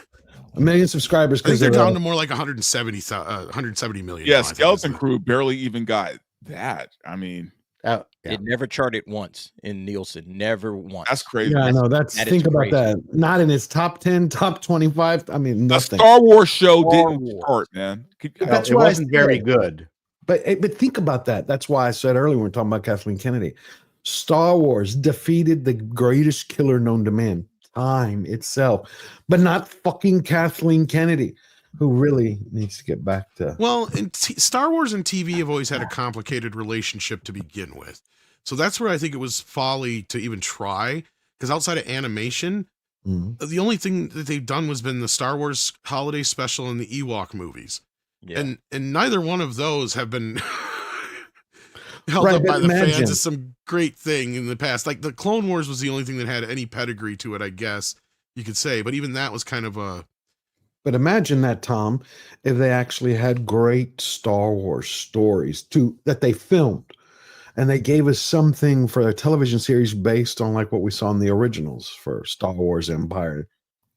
Think about it. I think they would have blown up. Oh, I'm sure there's a million different things you could have done. George had some ideas that were in the pipeline that never got finished. Now here's the other fruition. So yeah. Well, here's the other question. Eyes of Wakanda was canceled this week. Y'all heard that? The Marvel show for Disney Plus. Really? No, I didn't hear the animation. Yeah. Animated show. I got it here. Hold on. Yeah, Eyes of Wakanda was bopped, and so next we have what is it? Fletcher just sent this to me. The next after Daredevil is Wonder Man and Ironheart. So is that going to just then suck all the oxygen right back out after Daredevil? I bet you they dumped those without very much fanfare, because I don't think anything in the future is going to have a whole lot to do with those, because Armor Wars even got canned. So Ironheart is kind of almost pointless, which, as far as I know, that's a spin-off of the Black Panther and Iron Man and all that kind of stuff. And that's kind of where this is all leading to a problem, is that when you don't have enough of an audience that's really caring anymore, like, to answer your question from before is, no, I don't think that Daredevil's success, if it is successful, is going to have any bearing going forward, because Verbal's right, because like these things are separated so much now, the audience doesn't care, right? They have lost interest in this whole idea that I have to see every goddamn Marvel thing, because you have 20 million different characters, most of them nobody's ever heard of. You know, Guardians of the Galaxy was an anomaly at this point, because every other thing they've tried to do has sucked. Yeah. Like, at this point, I think the general audience has come to the conclusion that, yeah, I'm not going to buy into this crap unless it's something like Guardians, where I hear enough of my friends say, oh yeah, no, you don't have to have seen all this other shit anymore. I think that's a big problem besides the woke stuff when it comes to Marvel. And so I wouldn't be surprised if going forward, they don't try to separate things a little bit more and don't try to compartmentalize. Because notice in that interview with Kathleen Kennedy, she even talks about how Star Wars is built in a way where you can have a jumping in point where you don't have to have seen everything. Well, that's a complete 180 from what she said a few years ago, because she was the one who flat out said that her whole goal for Star Wars was to make it like Kevin Feige did with Marvel, to where everything is must see. That's almost an exact quote from her. Unbelievable. Well, here it is. I pulled up the article. How consistent she is. Marvel scrubs Danae Gurria's Black Panther spinoff, and it goes into why, and they say that they will make an announcement later as to what's going to happen. It goes, Marvel's head of streaming, Brad Winderbaum, confirmed that the project, which was first discussed in 21, has officially been scrapped. And it says, I've been told that I can gently allude to this possibility, just gently, of the series as a 2023 appearance, and it might come back next year, or they might chop it down, which... So you got Ironheart. I figured Ironheart would be the one that they would give the boot to, but unfortunately, they already shot that. So yeah, unless they can it, and which I wonder if they will still for tax purposes. It'd be interesting. I think the only reason they couldn't or wouldn't is just because of the optics of it all. But I don't know what you guys think on that. But it's my understanding that show's been done now for like a year, 2 years, or something like that. Yeah, I thought, didn't you tell me, Dante, that it was done a long time ago? Like, wasn't it shot just before or after Wakanda Forever? I thought it was done in phase 3. Anyway, another reason that the legacy media is dying, and shows like Jimmy Fallon and Kimmel are all going the way of the dodo, as we wrap up with Disney. A couple of days ago, he had Shang-Chi on Simu Liu. And I'm not going to set it up any further. Just listen what he says about Shang-Chi. There's rumors of, there has to be another Shang-Chi. I mean, it was such a hit and everyone loved it. And then, look at you. You're already, because you asked me this last time. Yeah, you can't say anything. I've got, I haven't stretched today. I got to do gymnastics. You got contracts with Marvel. They don't let you do anything. You can't even look at this poker face. It's unbelievable. But there was such a massive hit. There has to massive hit. I don't know, again, when the media is going to get, you cannot lie to people continuously because anybody can go up and look at its box office. 200 million it got overseas, 200 million in the US, on a $200 million budget before marketing. It was considered a gross failure, not a massive hit. Was it a about massive $500 hit? million worldwide? I mean, all I thought it was told? 4. I thought it was 4. Okay. Or something. I'm rounding it up. Yeah, it's a He's a Canadian, fellow Canadian. That's a big rounding. Yeah, but it's supposed to have been was it an economic failure, DA Verbal? Do y'all know the Yeah, number? it was a failure. They spent They a hit ton it of bread behind on it. They COVID didn't too, get it didn't back. they? Yeah. Yeah, it's a failure. For them to call it a massive success or a massive hit, like that's wild. I mean, even if you want to say it was, good for Marvel because a lot of people enjoyed it, I think that's what they're looking at. I think it got 90 on both sides of Rotten Tomatoes audiences and the critics. So I think maybe that you could say it's a critical success, but financial, hell no, it's not a financial success at all. Okay, just wanted to make sure. I was like, because I'm listening to him. He goes on in the rest of the interview. How does it feel to be part of one of the most successful Marvel movies ever? And I'm like, really? Was he in Endgame or? No, it's on the lower end. It only made 400 some million. Like, wow. And then we had. And to answer the question before, Ironheart was shot back in May through November of 2022. Wow. Long time ago. Yeah. That thing been floating out there for a while. Oh, yeah. That's what I was saying. Is like it's been done and on the shelf forever. They're just sitting on it. Maybe they're going to Batgirl it. Ooh. Well, that's what I was suggesting, Paul, at this point. But they have to do it at a time when nobody. So is that what they're going to just do? Is keep sitting on it and sitting on it till people forget about it, then quietly? It's supposed to come out this year. It was supposed to be out like last year, I think. Isn't it coming out in April? Is it April? Yeah, I believe it's in that time frame somewhere, April, May, somewhere just before the summer. I think that's when it drops. Okay. Yeah, I think they're just trying to bury it, like I was saying. Hurry before, up, like, get it out. Be done with it. Wow. Kitty Bear, member for a month. Glad to have you on board. Welcome. This member chat is wasted. What did I drink? Probably the same thing I am. But thank you for that. Great to see you around. I hope you're at our next member stream. Julie Y for $5. I disagree. Andor was the most unlikable. By Andor? Is that what it says? By Andor with most unlikable TV protagonist ever. I'm almost mad I have to give Disney money for Daredevil. LOL. Thank you, I Julie. didn't like him. I didn't like Diego. I would have loved like Ken. You just want Ken. You love Ken. You're Canadian Ken or American Ken? Because Ken has changed a lot. There's actually a video from a couple of weeks ago that was that had hit X, where this guy, it's really funny. Let's see if I can find it. He's talking about how Ken has changed. But while I look at that, I want to show you this. Sheryl Crow a couple of weeks ago shot this Instagram video getting rid of hers. Now Elvira has forgotten it's not Halloween, and she's decided to do the same thing. I guess she needs attention or a new boob job. Here goes my Elon Sexmobile. Oh, she's been this crazy for years. NPR.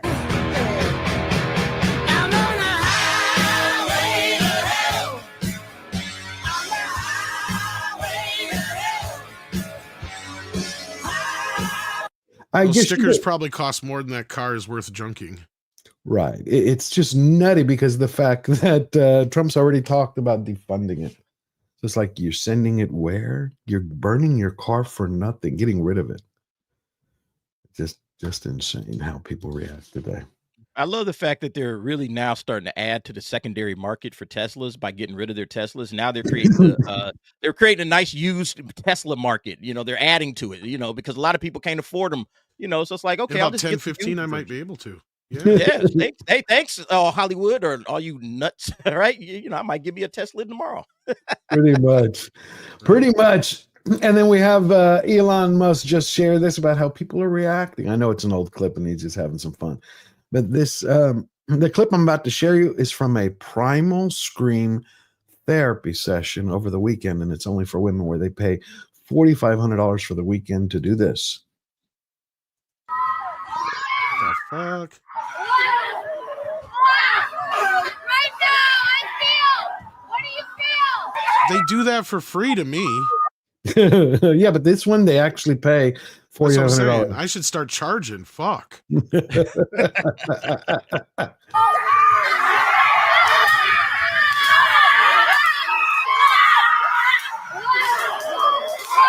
Why are they harming the earth?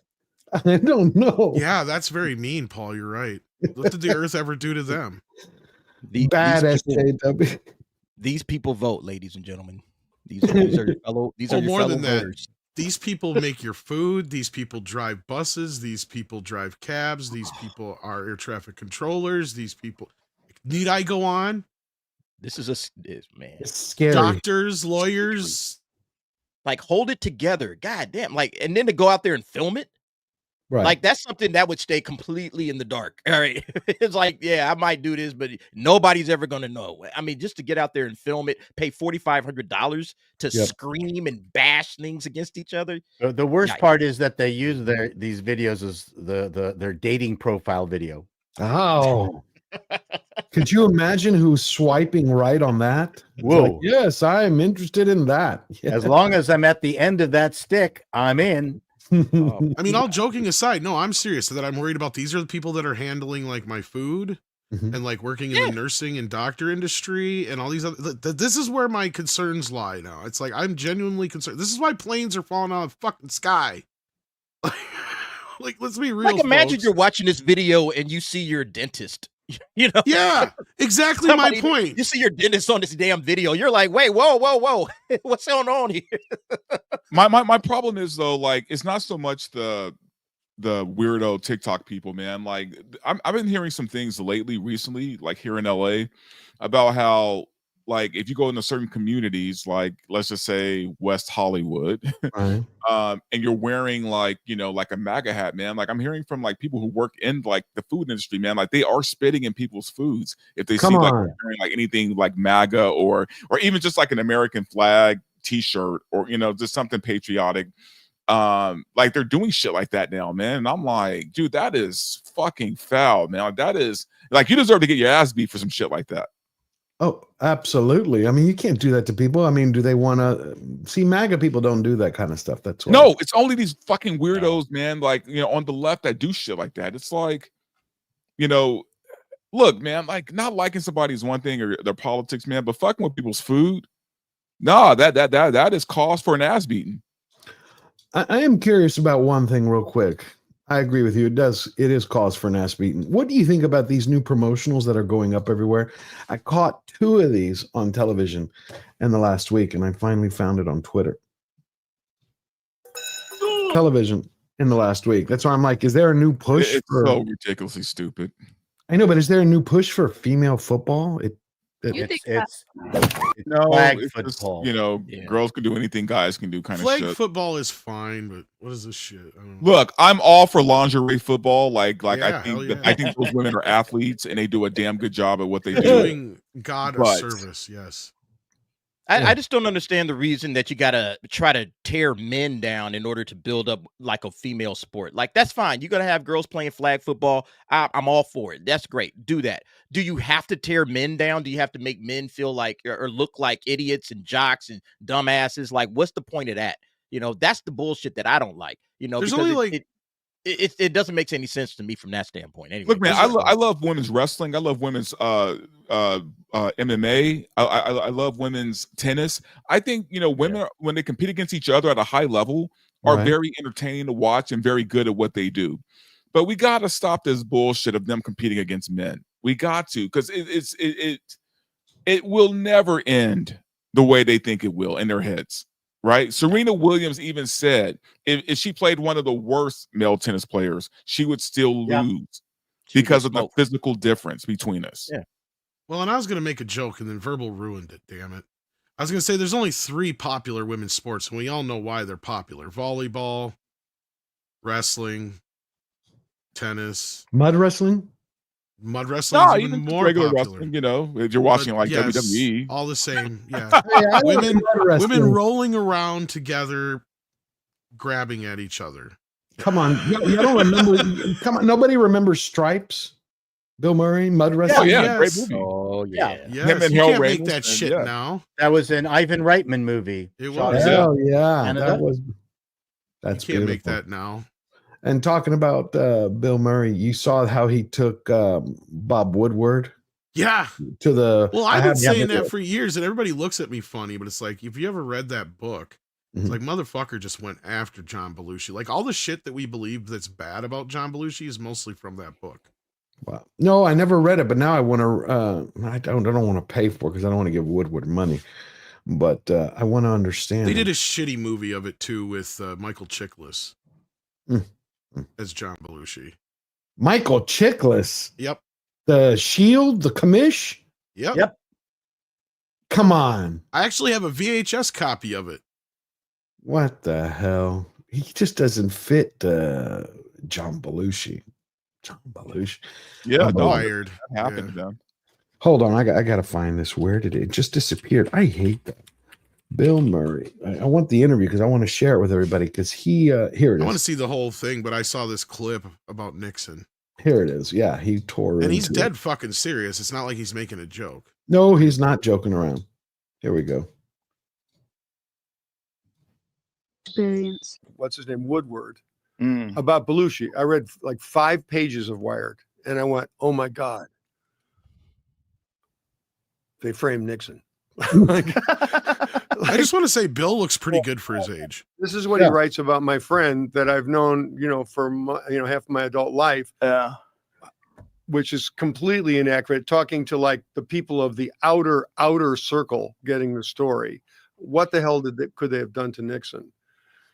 I just felt like if he did this to my friend like this, and I acknowledge I only read 5 pages, but the 5 pages I read, made me want to like set fire to the whole thing. Jamie, see if you can those find 5 pages. I went, if he did this to Belushi, what he did to Nixon is probably soiled for me too. I can't take it. And I know you say, well, you could have 2 sources and everything like that, but the 2 sources that he had, if he had them for the Wired book, were so far outside the inner circle that it was criminal, cruel. And the reasoning for it is that the most famous person ever to come from Wheaton, Illinois, is John Belushi. The second most famous person to come from Wheaton, Illinois, is Harold Red Grange, the football player. And the third most famous person to come from Wheaton, Illinois, is Bob Woodward. What a pregnant pause there. Wow. So there's all my controversy for today. That's all I got. I got a bone about that one.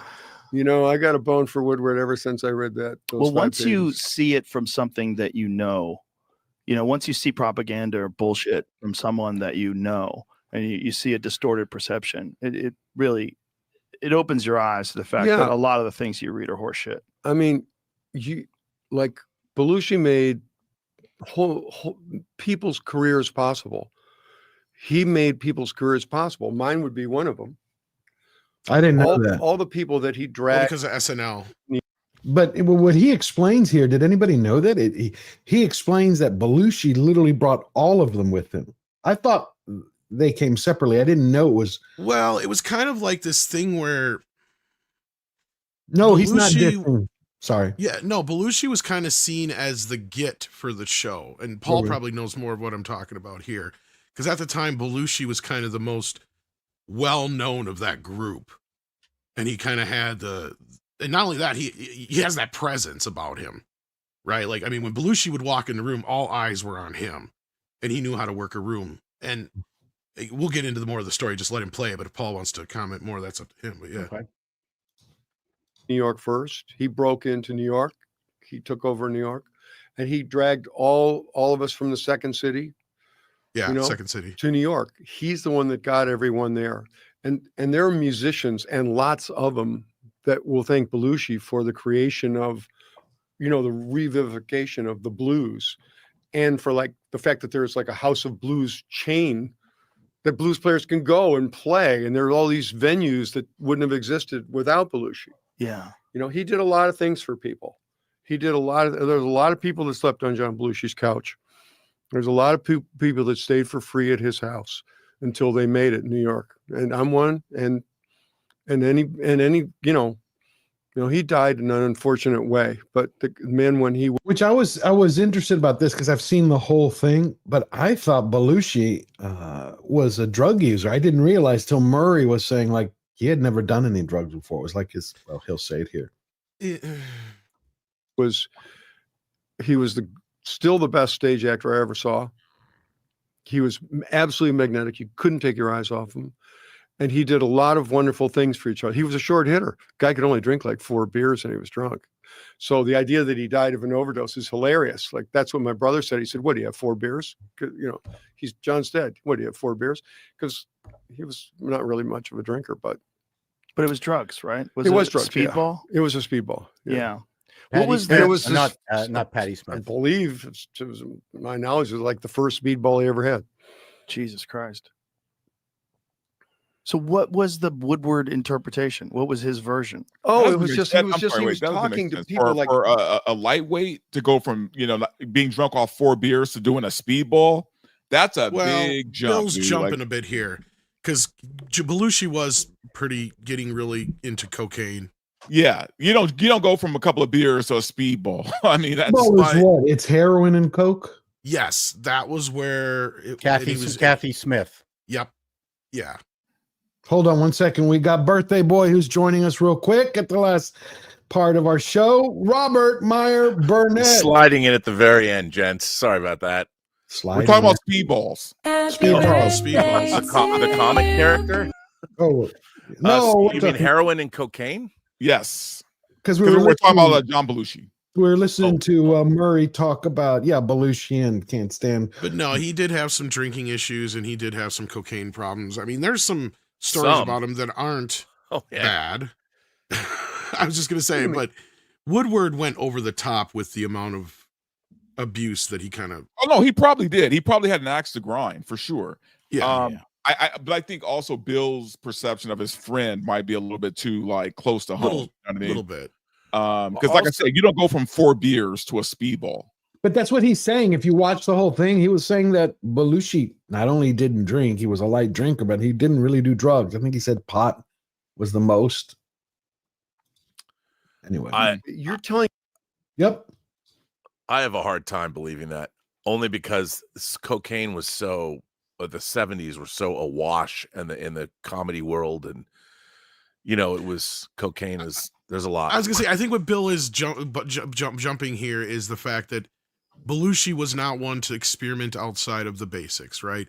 And the funny thing is he was deathly afraid of needles, and this is the one thing that everybody found odd about his death, was that he died with a fucking needle in his arm. Because there was the famous story of where he kicked the shit out of a doctor who tried giving him a shot once, and I think they even did a skit on SNL about it or something like that. But he never had tried speedballs before. He wouldn't shoot anything up. He was very much into cocaine. He had some drinking issues, but he was never overly abusive, like what Woodward put in his. Yeah, and we're not taking anything away from the guy. I mean, and I think what Bill's jumping here is that he went from just basic recreational use to this. This happened, and it was the first time he ever tried it, which was true as far as we know. As far as everybody's ever said, that was the first time he ever tried speedballs. So. Telling me that guy over there, that guy who's that far away from the center of things, is telling you the facts about John Belushi. That guy way the fuck over there is telling you who John Belushi is. It's like, wait a minute. And he didn't contact any of you guys? Oh, I didn't want to have anything to do with it. I would have nothing to do with it. I didn't like it smelled funny from day one, and Judy wanted people to talk. I was like, sorry. I know where this is going, and it wasn't exactly where I thought it was going. Even worse than where I thought it was going. Even just the title alone, it was cold. So it's just exploitation of his death. You'd have to hold me down and burn my feet to make me read more of it, so I couldn't say that it's exploitation of his death. But guys that write books come up with Bob Woodward's got a new title every 45 minutes for another book, So,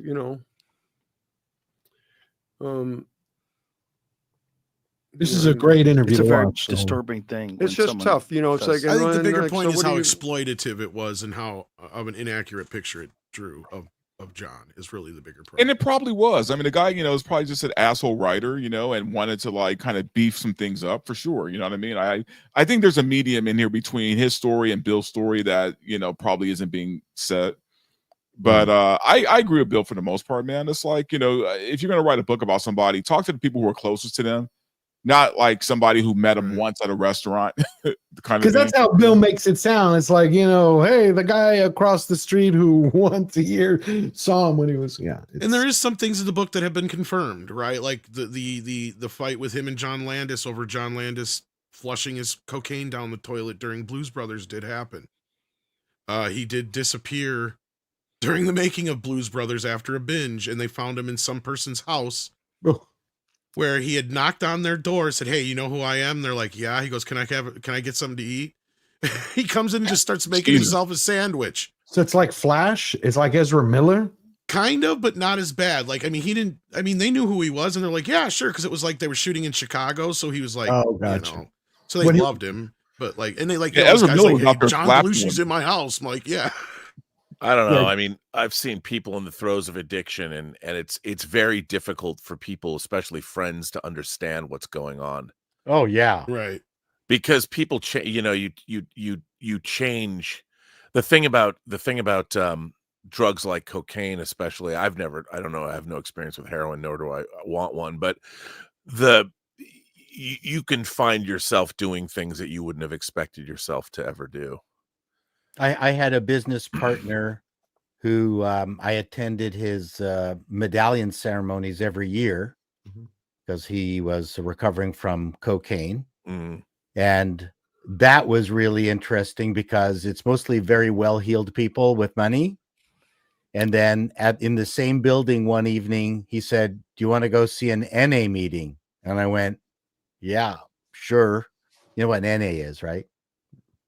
Narcotics. So, yeah. And so went in there. That was sad. You had women at the very edges of society, their life, guys strung out.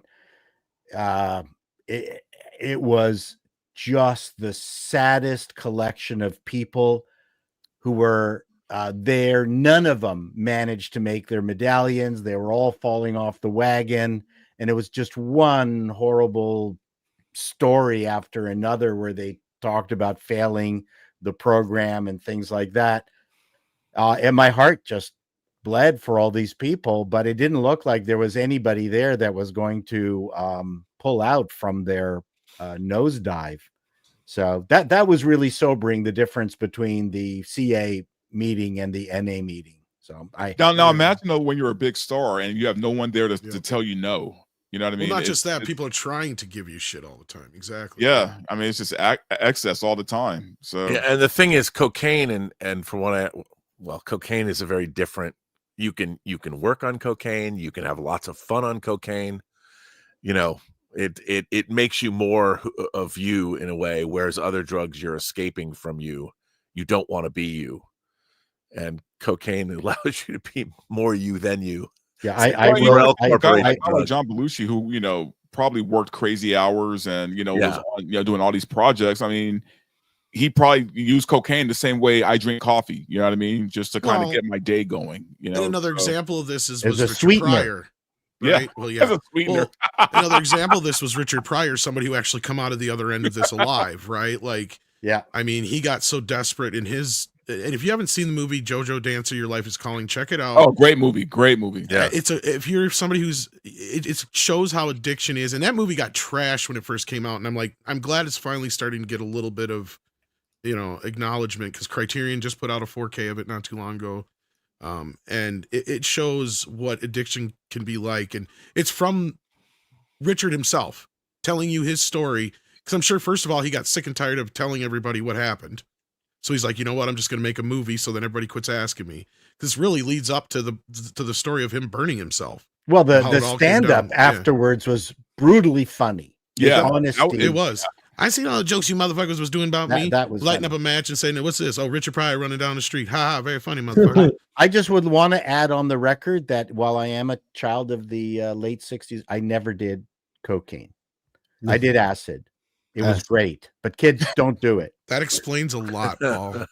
I agree. Never ever do Flashbacks. acid. I made the mistake of doing it at Disneyland once, and Oh, that was not a good time. It wasn't. No. I didn't have. That sounds like a horror movie. It kind of was. Like I was waiting for it to be over. Do not do drugs, kids. All Do I not can say is I do can't wait for the FDA to finally reapprove ecstasy. I'm not kidding. I'm a pure MDMA is the greatest thing in the world.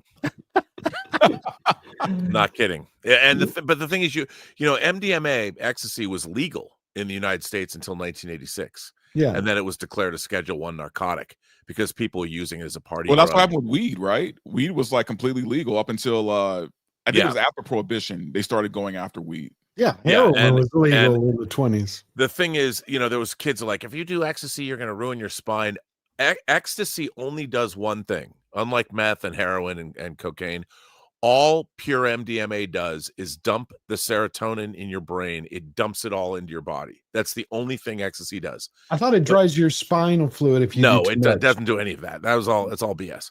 All it does is dump your serotonin. Now, but here's the thing. Gotcha. You only have a finite amount of serotonin in your system, and then it has to build back up again. So you can't keep taking ecstasy. Nothing happens. So it's not good. You have to, if you have it in the right dosage, you can take a pill or a second pill if you want, but that's it. And then don't do it for another month. But people don't understand this. They don't get I knew a lot about ecstasy for a long time. We're gonna have to do an interview with Robert Meyer Burnett. There was a period in my life where if you wanted good ecstasy, give me a call. Sounds like a movie in the making. What the hell did I just come back into? Wow.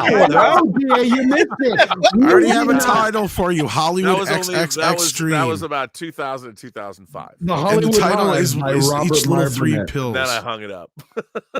But I mean, shit. One of the most addicting things in the world is sugar.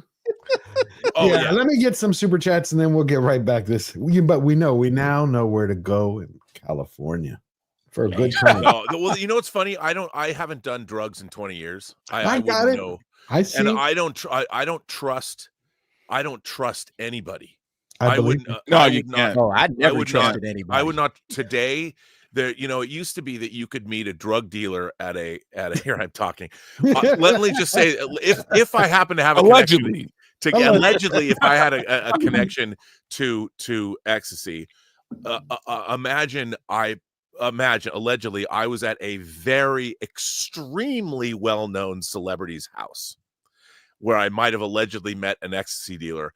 If you know people that are at those parties or those places, you can trust them, because if they weren't trustworthy, they wouldn't be there, because they only deal with top-notch people. But nowadays, you can't find, there are very few of those people that exist. Well, if eggs are at the price there, I can only imagine that. Actually, I think cocaine is less than eggs these days. Yeah. But the problem Not is wrong. the problem with cocaine is it's all stepped on. You can't find anybody. It's cut with fentanyl. Yeah, It- now you'll die just from like Yeah, one. you couldn't pay me enough. You And couldn't how, pay how me about enough. whose ass does it come out of? You ever watch those? Prison? Oh yeah.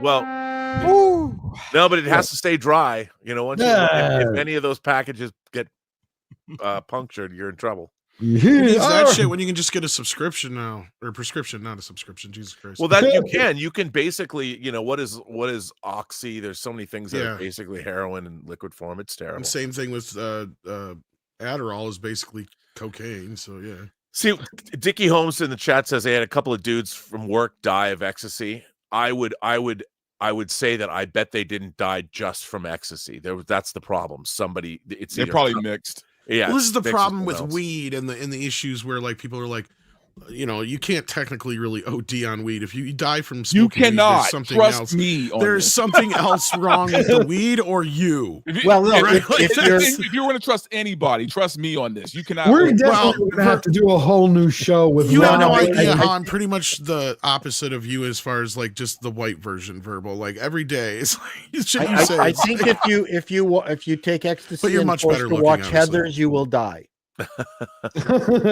All right, Razor Burn for $2. George, you joining Chris Gore at the Oscars? No, I didn't get my invite, but I love them all, and I hope they do great. No, it's a good time. I couldn't make it last year. but I always watch it. So please tune into it. Oh my God, this is terrible news. Parrot Head $2. The fat rapper that sued Liv has. Oh, for Oh, how do I wash my I would brain? need cocaine just to look at that. wow. I don't know. Maybe a speedball would get rid of that, man. Yeah, just end it. Fuck. Mexican Iron Man for $2. You guys see the Rogan? Yeah, we were just watching it. I'm halfway through it. It's a long interview. It's really good though. It's a Yeah, I haven't brilliant got a one. chance to check out most. We're gonna finish the last minute of it after we get through these. Thank you for that. Graph Web for $2 in the name of all that is holy. Cancel Disney Plus. Love you. Peace. After Daredevil. After Daredevil. Yeah. See, I didn't even see this long of the clip. I only seen like a 2-minute clip. Oh no, it's got another minute and a half. WG for $20. My understanding is Belushi was using little chocolate donuts. LCD as a performance enhancing drug. I don't know. I'm going to check that out. But good to see you again, WG. Always love your insights. Mexican Iron Man calling us right. Sending in a super chat from Home Depot for $5. Wow. This is an informative live stream on party drugs. These are new facts for Mexican Iron Man. Kidding. Hello. Well, I think we're going to have to do a new stream. Dante, R&B, me. We're going to have this like how to party stream. Interview one another. 3. It would be. I think people could use it because I don't think people know how to do that anymore. I'll give you something that I know my mother's going to fucking kill me because she did.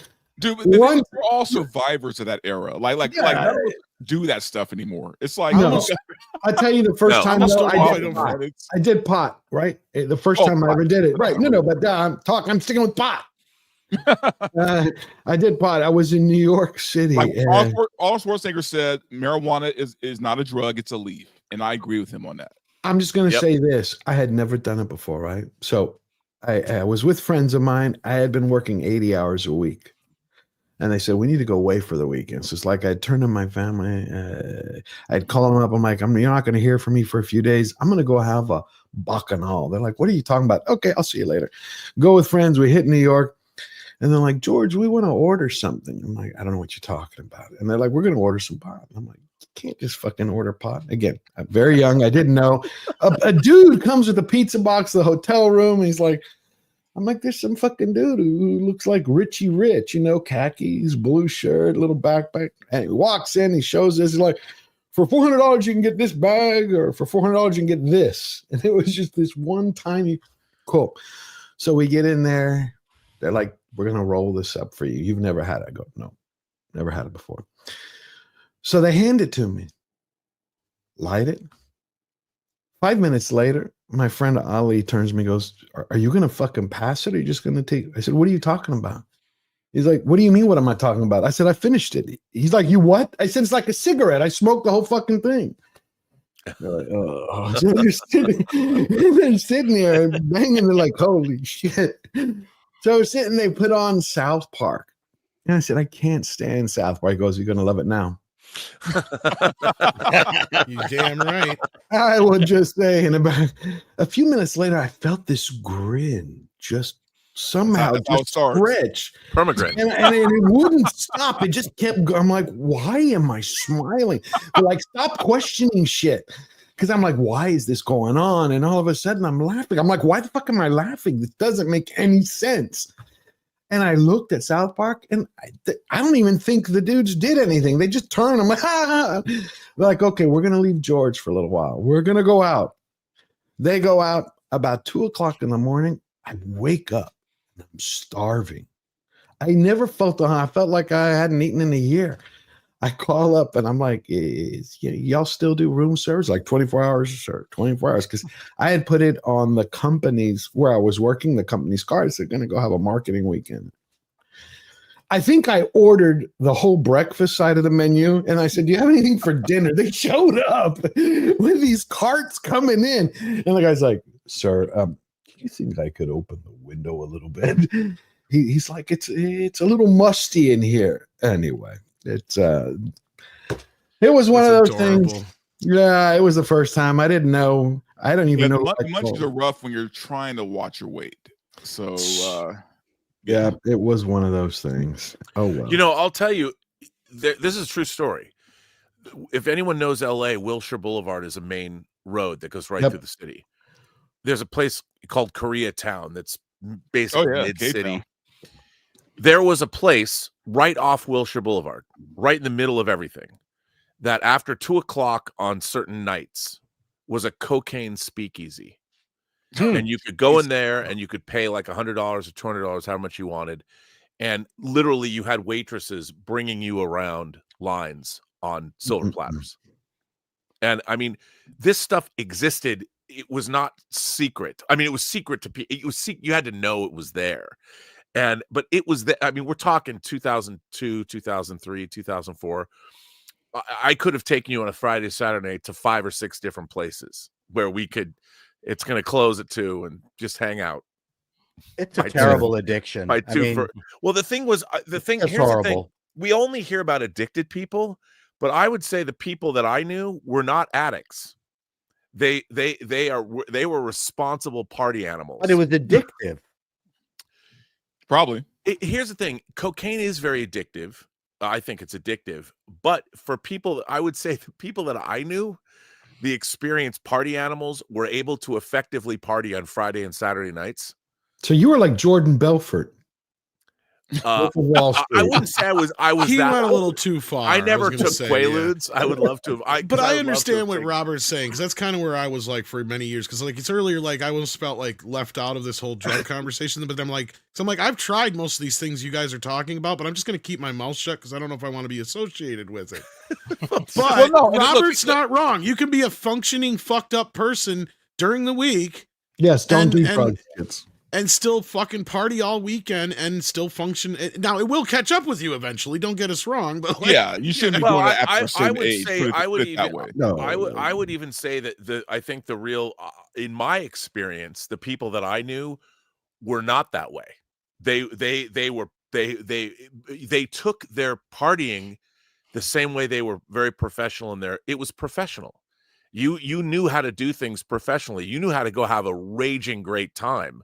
And then you recover on Sunday, go see some movies, hang out, make some good food, whatever, and you go back to work. I mean, knowing how to party is as much a skill as anything else. The problem is most people aren't disciplined enough or have the money. Or can handle it. Money I mean, is usually a big thing. It was, and the thing is, usually the people that could do that, were pretty well adjusted. And I'm not saying that they're, and the problem is nobody wants to hear that, because in America it's drugs are bad, Jenny, eat something. It's always the after school special mentality. It's either it's terrible or it's not.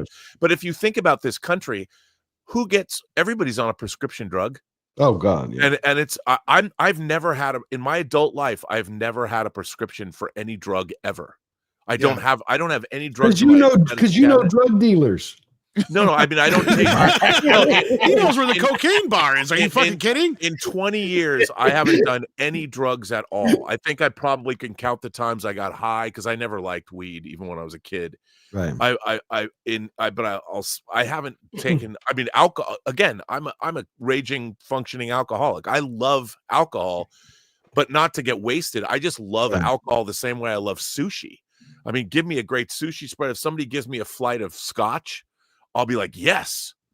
I want to have sushi like Sean Connery in Rising Sun. That's how I want to have sushi. This anti-drug after-school special is brought to you by. I think that there are people who have like addictive personalities, and no matter what they do, they're going to get addicted to whatever they do. Right. And I feel and those kind of people definitely should stay away from anything, man. Because like I said, even sugar is like probably one of the most addictive things in the world. No, and that's the thing. I mean, we have big pharma has normalized keeping people addicted to drugs for years on end. Right. Yeah. And so to me, when I talk about partying, I'm talking once a month. Right. I'm not talking about every week we're going out and getting our freak on. It wasn't like that. But it was because, people but the people that I knew you're responsible about it. You want to have a good time. These are the same people that when I was in high school, we'd go to someone's house, and if their parents were out of town, we'd have a monster raging party. But the next day, you show back up at the house and you clean the place up and make it spick and span, so the friends' parents don't know, so you can party there. Well, there was a certain amount of paranoia too. So when in my short sojourn in Hollywood with in the business, there was definitely amongst a certain group of people, if you weren't indulging, they didn't trust you. Yeah, it's true too. So they didn't want to be around you if you weren't doing the white stuff. They'd go, no, don't bother coming. Yeah, because they don't know what you're gonna do. Yeah, I got you. Also, what really killed it was smartphones. Oh, because there's absolutely no way. When I think back to like 2000 to 2005, there's no way that could ever happen again because everyone's got phones. And they'd film it. And yeah, they would. Now I wouldn't trust. One of the reasons I would never buy drugs, unless I had somebody I could trust implicitly, which I don't. There's no way, because everyone's got high resolution cameras, and that's true too. That's like interesting. Especially in LA. Like, you never knew on a Friday or Saturday night, you might go out and you'll be in Hollywood and you'll wind up at some monster celebrity's mansion in either Bel Air or in Malibu, just because the way the night took you. Mm-hmm. And it was fine. Everybody's having a good time. Nowadays, that would never happen. You have to know people. You have to be vetted by people, because there's no way. And that really killed. I think that really killed the nightlife in Los Angeles. That and midgets. I got it. So I'm curious about something as we move on. Rob shows up and the show goes so crazy. sideways. Anyway, you know the worst drug that I ever did? Wow. It was Rescon. And I'll leave it with that. It was an allergy medicine. Ooh. It was 1995, these little black pills. And I took it. It was the first time, especially in Houston, where it's like we're built on a swamp. I was completely dry. But an hour later, my heart was thumping out of my fucking chest. I had cotton mouth, and I was supposed to be on this for a week. I never felt so sick and so good at the same time, and lost 20 fucking pounds. And they took it off the market about 5 years later. I went to the doctor and I'm like, Doc, I've been working for 18 hours straight and I feel great. He's like, what did you take? I said, what you gave me, the Rescon. He's like, yeah, okay. A week later, I'm like, I lost 18 pounds too. I don't know how they put it. It was called Rescon D back then. Anyway, here we have the last of these super chats. Jasmine Crockett, blast my rocket. Hawk 202. I love that. It's a funny name. $2 pure sugar cane with Coke is so good. Huh? Mexican Coke. Ready with you. I'm right there. I'm right there. The Sundowners Club. Great to see you, my good friend. For $5, I can have that conversation with Rob about ecstasy in 80s and 90s. Made for amazing weekends. Man, we learn more about Rob every day. It's his birthday every day. And he has never had a prescription from a doctor because he knows people. Nick from Echo Base Network for $20. When I was in the music scene out in LA and all over the US, I partied with people that everyone on this panel knows. R&B and me could share several stories. I'm sure. Oh, well, I'm supposed to be out there in April, Rob, so I'm going to see you. I can't promise you having a lost weekend or anything like that. I can, we can go to the Huntington Gardens and I can show you some nice flowers now. No speakeasies? No, damn. I have no. Now they're all legal. Now they're, they speakeasies are hipster joints. Take them out for some good arugula. Yeah, we can do that. We can go out. Is that legal? only in kosher places. That's what I thought. There was a kosher place that was once in Brentwood when I was there in 93. It was called the Funky Monkey. Never forget it. Nick from Echo Base Network again for $10. It was a social thing for me. I was never addicted. I don't have an addictive personality, though. See, I stopped at the pot thing because I have an addictive personality. So it was like, no. Midgard Ninja member for 3 months. R&B is right 100%. It takes discipline. Hell yeah, it does. Party, work, partner. Mexican Ironman for another $10. Wow. Mexican Ironman. The Koreatown place is on the right. Driving towards Santa Monica, right before the park, cross the street from the corner, which had the Asian Mex taco trucks. Actually, that's true. So you turn right. You're going up towards Santa Monica. That is absolutely true. So, don't let him fool you. Now that I think about it. Damn, that was beautiful. True. Here's the last minute of that Bill Murray, and then we will start to wrap up. That's he really, in those 5 pages I read, he tore down my friend with I didn't see any. There was no compensation. There was no balance in the 5 I read, and maybe I was unlucky, but. Well, certainly, if that much was, to me, was disturbingly ugly and like irresponsible to report. And then I can't imagine that I got so that I only found 5. Yeah. But, you know, and I'm sure Woodward does other things. I've seen him on TV, and he can be smart and everything, but you know, he's going to have to answer for that sometime for something, you know, I think. Yeah. You know, it's just like, you don't get a free ride not with my friend. No. Well, you can get away with things a lot more back then when he wrote that book as well. You know, it's there's no other venues for people to express themselves. Back then, it was like he writes the book, he does the interviews for the book. This is the narrative. Yeah. And Bob Woodward, like one of the squarest guys in the world, gets to tell the story of what it was like to live in New York City in the 70s. Yeah. Really? In the late 70s and 80s? Like he knew what the story was? Come on. Anyway, it's a great interview. I recommend everybody watch The Hunter S. Thompson part is hilarious. It's very good. But right. Yep. I think it's important to remember that people from the outside looking in, it's hard when you start talking about this kind of thing, because I think Bill Murray's right. You know, you if you're not inside it and you're looking at it from the outside, it's hard for people to, because there's an inherent biases when you're dealing with this subject matter. So you can't tell people like, oh, I'm pro drugs, you know, because everything is a cautionary tale. Correct. I thought you were talking about Bill Murray and Woodward, he was basically saying that he. That's what I mean. I think Bill Murray is correct when he's talking about Bob Woodward. You know, when you're reporting on things, it's one thing to be on the outside and then forensically examining something you're not a part of. Right, but he was saying he didn't go to anybody real, Rob. He's like he was like getting it from like the. Yeah, that's what I mean. Oh, and you're getting it from all these judgmental people. I think Bill Murray's point is exactly correct. Bob Woodward is never going to be somebody who's has, and I admire what, you know, all the presidents met, Woodward and Bernstein, exposing what happened in Watergate. But I do think when people are examining those kinds of things, if they're not part of it, or they're missing something that they need, they're missing a perspective that they just aren't ever going to have. And there's condemnation all the time. Well, part of that whole point was he was saying he can't even trust now what they did he can't trust now what they said about Nixon because he thought he was framed. Yeah, because of what he did with John's story. I said Jim, sorry. Yeah, John Belushi. Yeah, Murray said right in the beginning, he's like, I think they framed Nixon now. Like, it was just interesting. But something we have to take a look at least is we're talking about free speech.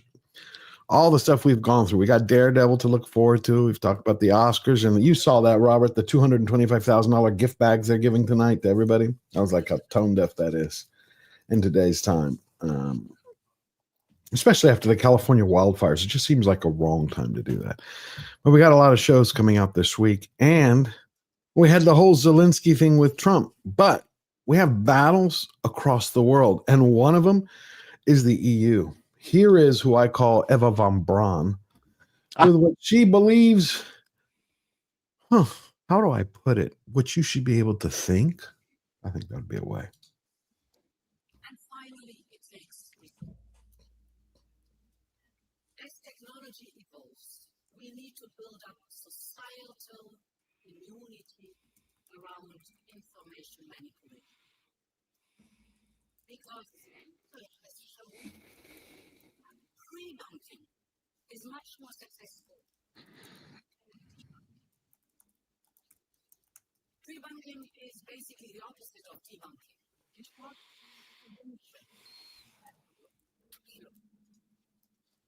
perhaps if you think of information manipulation as a virus, instead of treating an infection once it has taken hold, that is debunking. That's as high as I can. So that the body is inoculated. Pre-bunking is the same approach. Pre-bunking. Yeah, it's Orwellian. It is essential that people know what malign information's influence is. And what the Pre-bunking was what I did with my brother when we only had one room to sleep in. But think about that. I mean, she's going around. It's something that they're facing, going around and stopping people from thinking. I mean, last week we had covered the fact that the 60 Minutes report, and the week before about how people are getting arrested for insulting people, for putting up memes all across Europe, Germany especially. And if you repost something or reply to it, they're like, nope, you're guilty as hell. Well, there's something else going on here too, which is always funny when I mean, I'm an oldster, but I am technologically adept, have been for the most of my life. So it's really interesting when she's talking kind of in a techno-ease way, which she probably doesn't personally understand, to a whole bunch of people who don't even know how to properly set up their phones, or they all need help setting up their email. So to me, there's a laughable layer that's going on here. I was once asked to speak to a grade 5 public school, very wealthy in Toronto, where I was known as a technically adept person in the city. So they invited me and a Microsoft engineer to talk about MSN and people's addiction to MSN.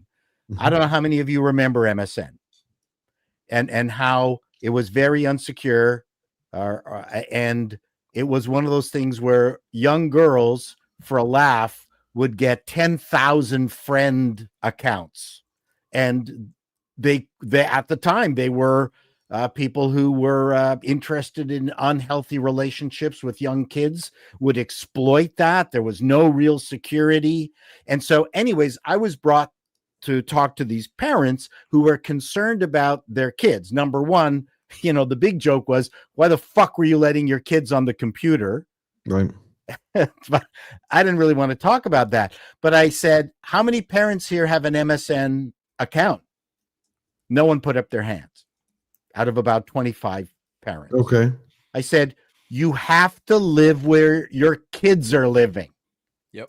You can't just moralize to your children and not understand what they're going through or where they're hanging out. Yeah. And they couldn't get it. They didn't know how to create the account. They did not know how to log on. They didn't know what the value of it was. And so I said, you're basically lost. And the fact that, and I did mention it, the fact that you're all letting your kids on computers unsupervised is a real problem. And boy, did they turn on me. Wow. It's amazing. It's amazing what's going on. So none of these people that this EU president is talking to is actually basically using any of the systems that she's talking about that might, you know, that they would better understand exactly what she's talking about, which she doesn't even know what she's talking about. No, not at all. The other good news that we had this week was 2 days ago, the Department of Education under Trump created a new website. So if you have children, you can report it. It is NDEI in the Department of Ed. The U.S. Department of Education is committed to ensuring all students have access to meaningful learning free of divisive ideologies and indoctrination. You can now submit this form for students, parents, teachers, and broader community to report illegal discrimination practices. Yeah.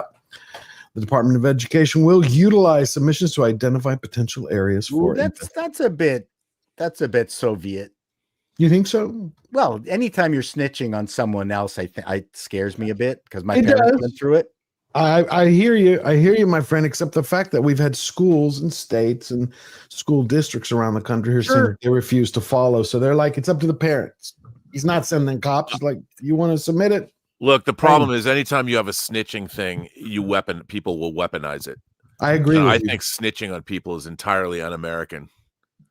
Of any kind. I mean, you know, because once you start reporting on each other and it becomes normalized, you know. Yeah. So how do you then root out? No, I agree with you too, but how then do you root out those? Take care of the problem at the source. This is what I was saying earlier. Parents should go, if parents are having a problem with teachers or something, you go report to the administration, you go to the school board, there's mechanisms there. Look, we are being that or just defund all these DEI programs too. That's what we're trying to do. Hold on real quick. Dante's got to go. Yeah, sorry guys, I got to run and take off and take care of some things before the before the thing tonight. But anyway, guys, great hanging out with you. And for y'all watching, right after George's show at 4:00, we're doing the Film Threat Oscar watch party. I think Rob is going to be there as well, right? Yeah. Rob's going to be there. A bunch of other people. Gary from Nerdrotic, Angry Badger, Az from Hills versus Babyface. It's going to be a bunch of us, and we're going to be acting the fool, drinking. Well, some of us are. Rob and I got water. Rob is going to bring ecstasy. No. Here's one thing man. about ecstasy is not a drug you want to do alone. That's why anyway, I'll talk to you guys later. All right, brother. Oh, you don't want? I don't want to share ecstasy with you guys. Yeah, I figured you did. Let me tell you. I know. And then we had Tulsi. This came out, and then we're going to be wrapping up. Tulsi, I love Tulsi Gabbard. She shared this. Come on, Tulsi. She reminds me of Rogue. With that. Yes, she does, doesn't she? Yeah. Here is something that the political establishment and propaganda media don't want you to know. Ukraine's President Zelensky has just banned yet another political opposition party, one that questioned his legitimacy as president, and used Ukraine's Department of Justice to mandate the seizure of this party's members' assets.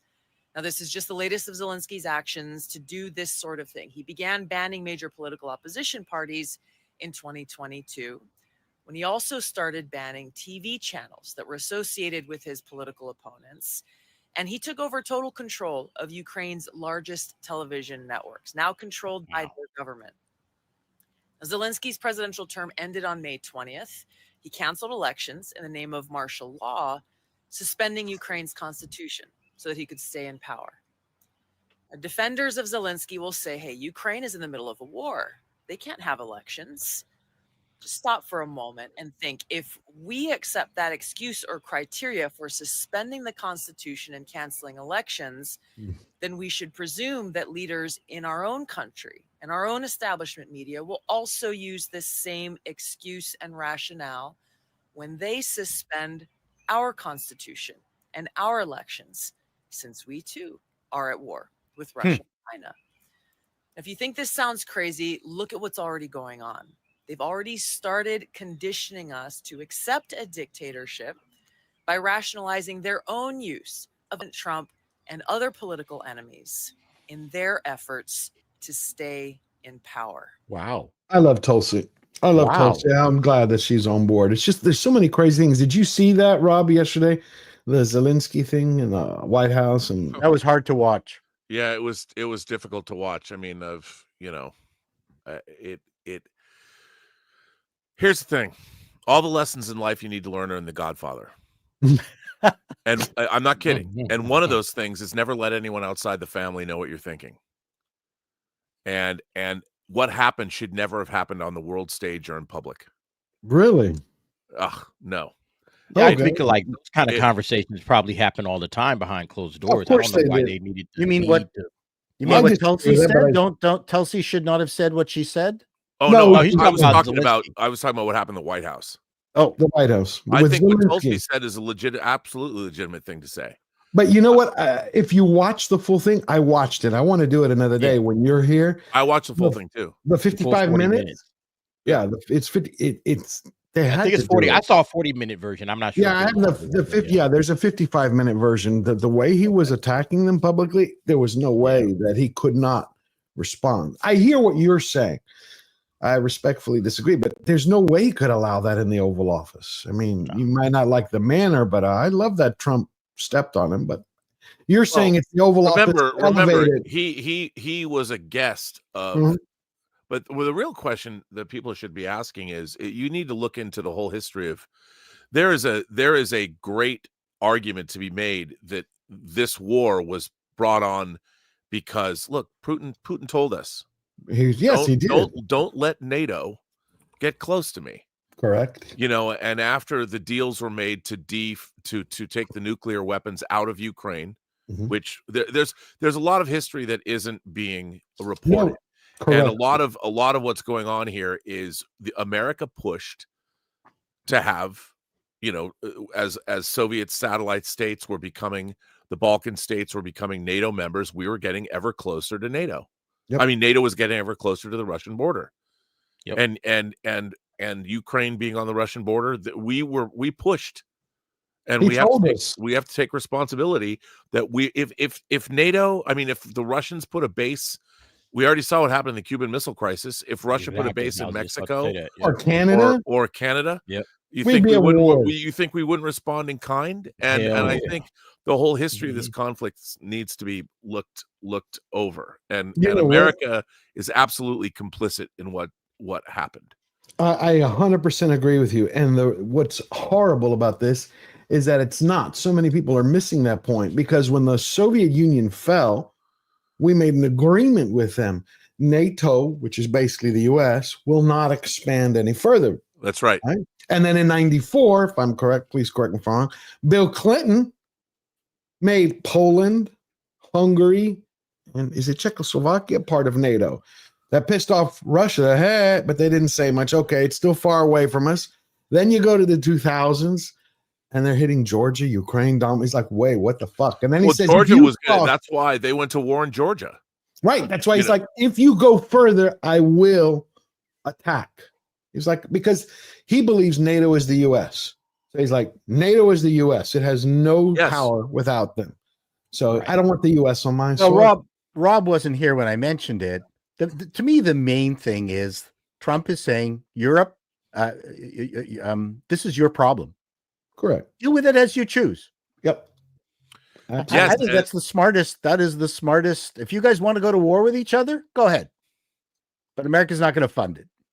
Yeah, Right. and I have to say I'm in agreement with that. I mean but the problem is that America has always played fast and loose with our politicking, especially in Europe and the Middle East, and we have to stop that. And it's going to be an interesting adjustment. By the way, Europe has funded Ukraine more than the United States has. While we have provided things like Javelin missiles, which Europe hasn't, Europe has given more money, more financial money, and more aid. We have given arms that Europe hasn't and can't, like Patriot missile batteries and things like that.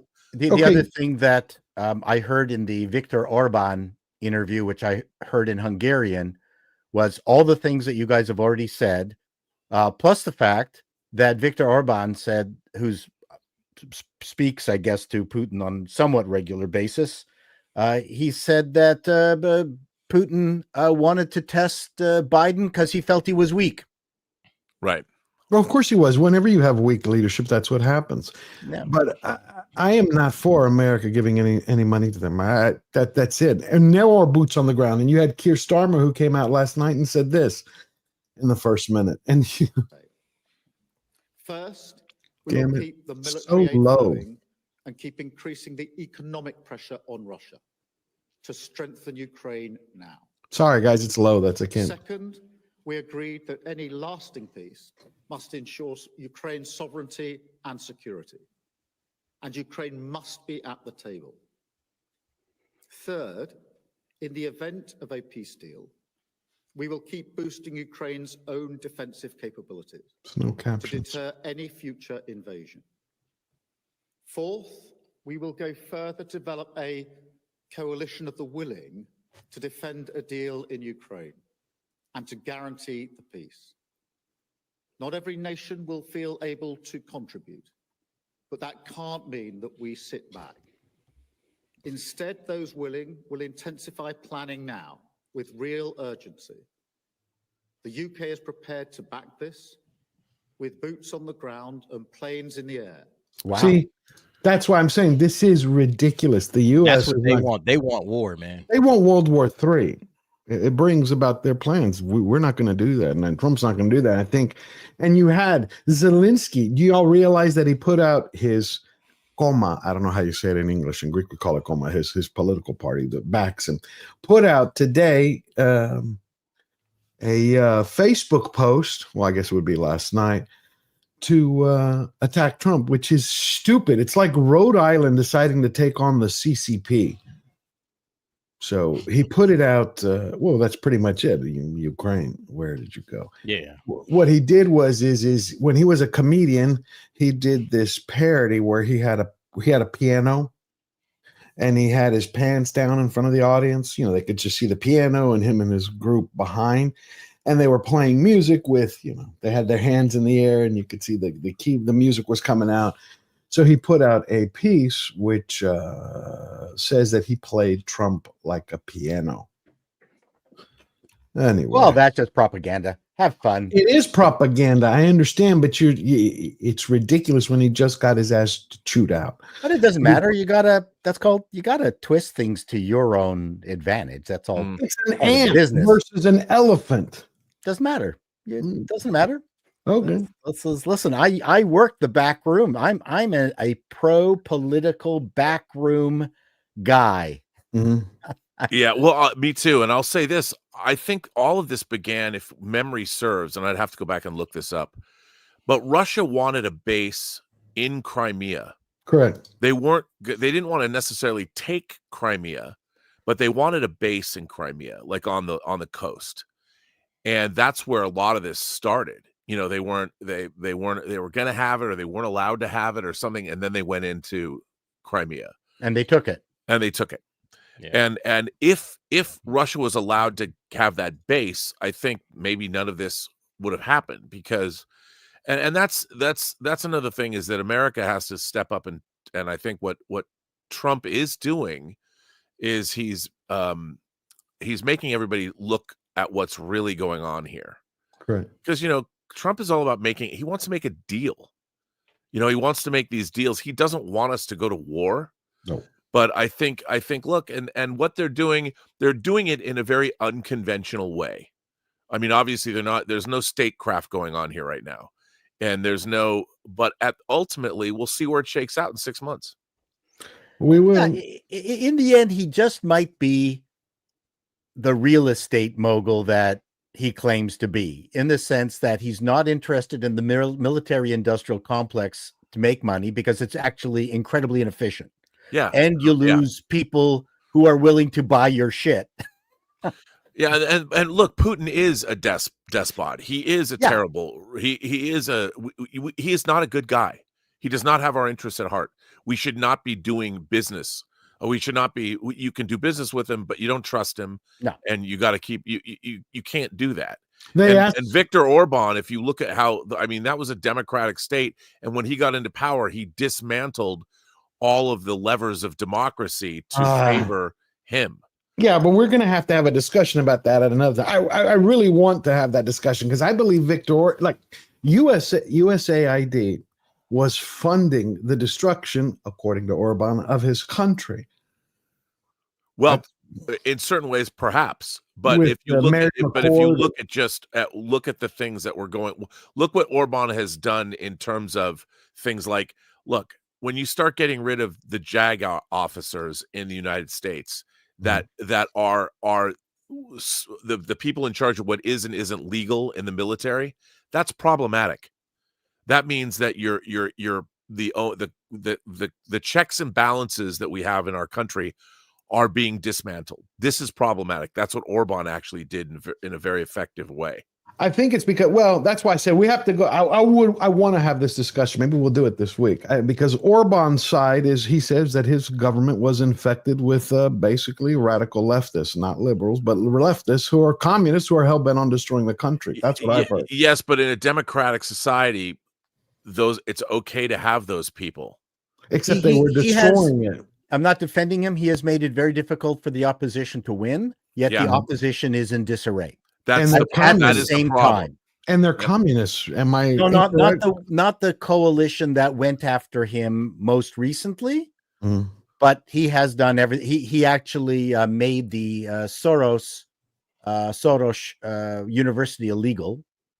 Yeah, because he had NGOs running out of there with Samantha Power. And anyways, I don't think your audience cares about what's happening in Hungary. Yeah, they don't. All right, so we're gonna start wrapping up. I want to show you this last thing. We're out of here. So, are you looking forward to? Because we didn't get Robert's opinion. Hey, Jim, great to see my good friend Jim Alaska. Brilliant man. Are you looking forward to Daredevil, Robert? I can't wait. Yeah, Tuesday. Everyone is saying it's great. Look, the show, they basically filmed most of it, scrapped the whole thing, and started anew. And I think this and fired the creative people. Yes, and I think this is the first indication that Kevin Feige has reasserted his control after. Look, Marvel, when Disney Plus started, they thought that generic Star Wars and generic Marvel shows, that Marvel and Star Wars are a brand that you can just slap things on, and they Okay. don't understand these are carefully crafted entertainments that need to be carefully crafted. You can't just create something and have it work. You know, and that's and the same is true of like we live in a world where nobody wants to actually do the work anymore, and that's what is frustrating. I think what's happening, you know, I don't necessarily just dislike everything Trump is doing, but I do think that it's going to be difficult if he's going to go shatter political norms. Oh, And I it's want gonna- that. It's going to be a little shocking, but the thing is, you also have to realize that it's not just us in the world. You have to realize how it looks to everybody else, and that's what diplomacy is all about. And I think that we've got to be mindful of this. If All you want right. to change the world order, we do not want a world war. No, of course not. But he doesn't want that either. In the first 4 years, he proved that he wanted no war. He doesn't want war now. He wants to end it. It's like somebody asked him during the Zelensky in the Oval Office because they You were look like, at- "What?" If you can do what America didn't do, we allowed China to buy all the Correct. mineral rights across Africa. They Correct. ran rampant across Africa. And if you could get a toehold in Ukraine and have a mineral rights deal, that could be a lucrative deal. But how does Trump do that without involving Putin? Right, but he in many ways responded. They're like, "Why do you always talk nice about Putin?" And he laid it out simply. He goes, "Do you think if I came out and I talk tough and he didn't say the word shit on, I don't remember, but it was like if I shit on him all the time, you think I can then pick up the phone and go, 'Hey, darling, how are you?'" He's like, No, "You that's told me." that's diplomacy. That's right. And he's like, "So no, yeah, I'm not shitting on him because we want to deal with him. Do I trust him? No, I want to work with him. You have to work with your enemies. You have to work with your allies." And I like that. DA's got to get going right before we wrap up. DA, please tell everyone where they can find you, what you're going to be doing. I love having you here always, my friend. Thank you very much. Yeah, Derek Anderson, the DA is my channel. We'll be going live maybe tonight. I'm going on the Film Threat, hanging out with them at the Oscar watch party. So we'll see how much time is left after that. So I may go live afterwards. But if not, catch me on the Nightcap this Tuesday. We will be breaking down Daredevil. The first couple of episodes are going to drop. So we're going to break that down on the Nightcap this Tuesday. So looking forward to everybody. Thanks a lot, George. Always a pleasure, sir. You guys have a Always great love week. it. Thank you. Always love Hey, having you Dave. here. See you soon. Peace out. Oh, thank you. And we're going to go through the super chats and we're out of here. Come on, bring it. Wow. We got Jason Webster with $2 Australian. Rob, whoa, it disappeared. I love premium chilled sake served at 50 degrees Fahrenheit. Right there with you. I love sake. Love it, love it, love it. And people who sorry. get warm sake, I don't understand. I don't get it either, my friend. I love sake. I have a bottle. When I come out, I'll bring it to you. Red French Moon for 10 euros. Vonder, I call her Eva Braun. Von der Leyen isn't even elected by the people. EU is full of tyrants. I know. They're run by people who are unelected bureaucrats. Macron just shut down a TV channel that had a different narrative on the news. I'm not kidding. It actually happened. And we have in Greece yesterday and today, you have 200,000 people who are protesting in Syntagma Square, which is Parliament Square, because of a train accident that happened last year and the government covered it up. Thank you, Red French Moon. And we got Rated M for $5. Hi, everyone. Listen to Bo DeMeo on Diabolical Souls and really enjoyed the show. Would love to see him on here one day. I want Bo DeMeo on here. I'm waiting for Badger to bring him on. Bug him again. Thank you for that. I'd love to talk to him because I loved his work and I feel bad that he was fired. Unjustly so. Mark Daly for another $5. That's why Z-Man blew up peace talks. He doesn't want peace. If the war ends, there's an election. That is the president who lost Donbass, he'd lose. Well, Trump had told him because you're going to have to hold elections. He didn't want to hold elections. Mark Daly for another $5. Some are reporting that Z-Man is being advised by Susan Rice, Mayer, and Vindman, a.k.a. the Imperial Remnant, explains his bad call Friday. I don't know who's advising him. I really don't. Sander Hammerslag, member for 8 months. U.S., EU been interfering in Ukraine since 2012. Longer than that. Yeah, a lot longer. There's a video I'm going to show you this week or next Sunday.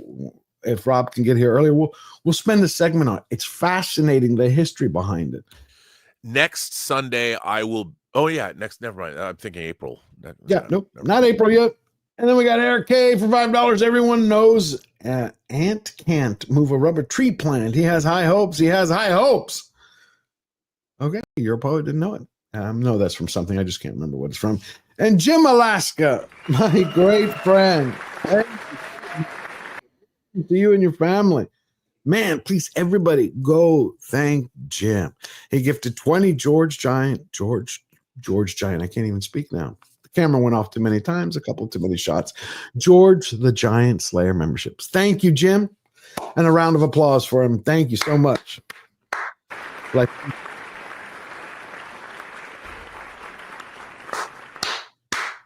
Thank you. All righty, everybody. So, Paul, thank you so much, my friend, for joining us today. What do you have coming up next?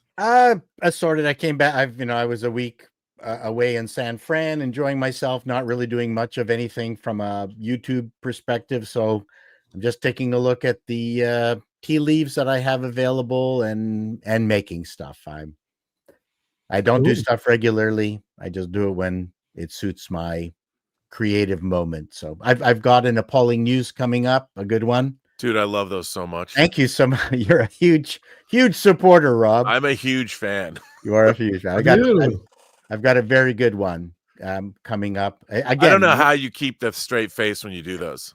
It's because I stay in my Walter Cronkite mind. I so purposely channel Walter Cronkite, and I'm doing this totally straight.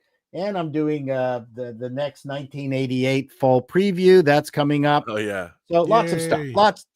Lots of stuff. And I hope you enjoy it. That's all I can say. Hell yeah. Eric K. Chato did not go down the coast to visit me, though. Oh, I wasn't invited. Unbelievable. All right. Tom from Midnight's Edge After Dark, Midnight's Edge Espanol, and Midnight's Edge Greek coming soon. What are you coming up next?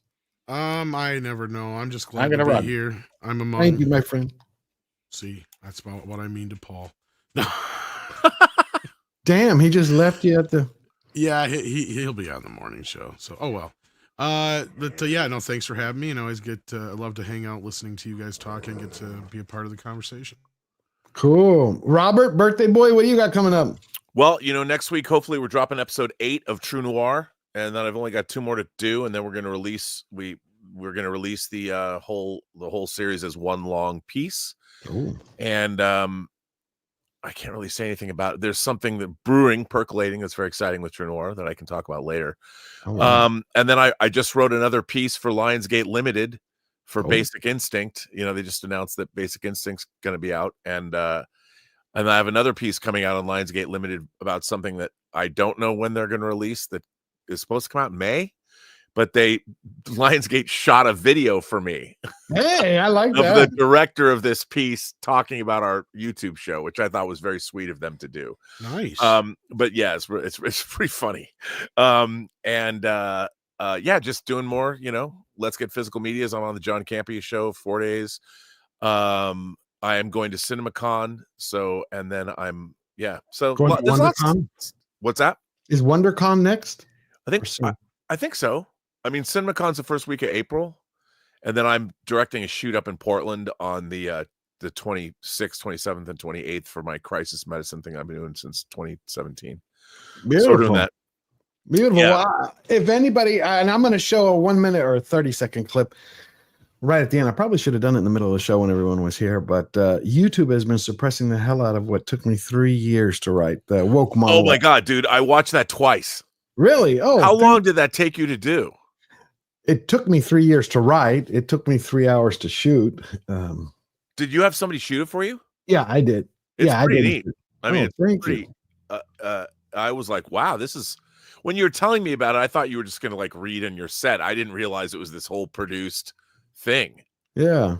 And it was interesting because when I first watched it, I was listening to it in the car first, and I didn't really see it. I put it on and I was listening to it, and then I got home and I wanted to watch it again. I'm like, wow, you spent some time and effort on this. This is pretty impressive. I did. So I wanted to play a clip in case y'all want to go check it out on the channel, share it around. It's like Drinker talked about it already and had shared it, and Tom has helped me share it, and just trying to get it out there for whatever. Well, obviously YouTube does not like it, so they are keeping it, not pushing it.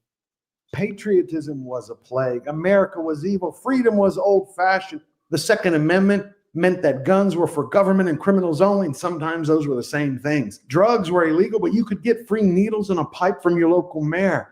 Teachers said that they could raise kids better than their parents could. Public education guaranteed, they said, the golden path to life. Of course, public education always needs more money and meat for the gladiator ring. School choice was declared as the devil's work. Even though these people never believed in the beast, they still worshiped Alinsky's Lucifer. And that's when they came out of the closet and they told us that natural aging with its gray hair was sick, but Botoxing your vaginal box and bleaching your bum was the absolute bomb. That's when the cult of woke became impatient and launched their war on 5 fronts. In energy, famous climatologist Greta Thunberg told farmers what they could plant. Fossil fuels were declared as foul as a frat house couch.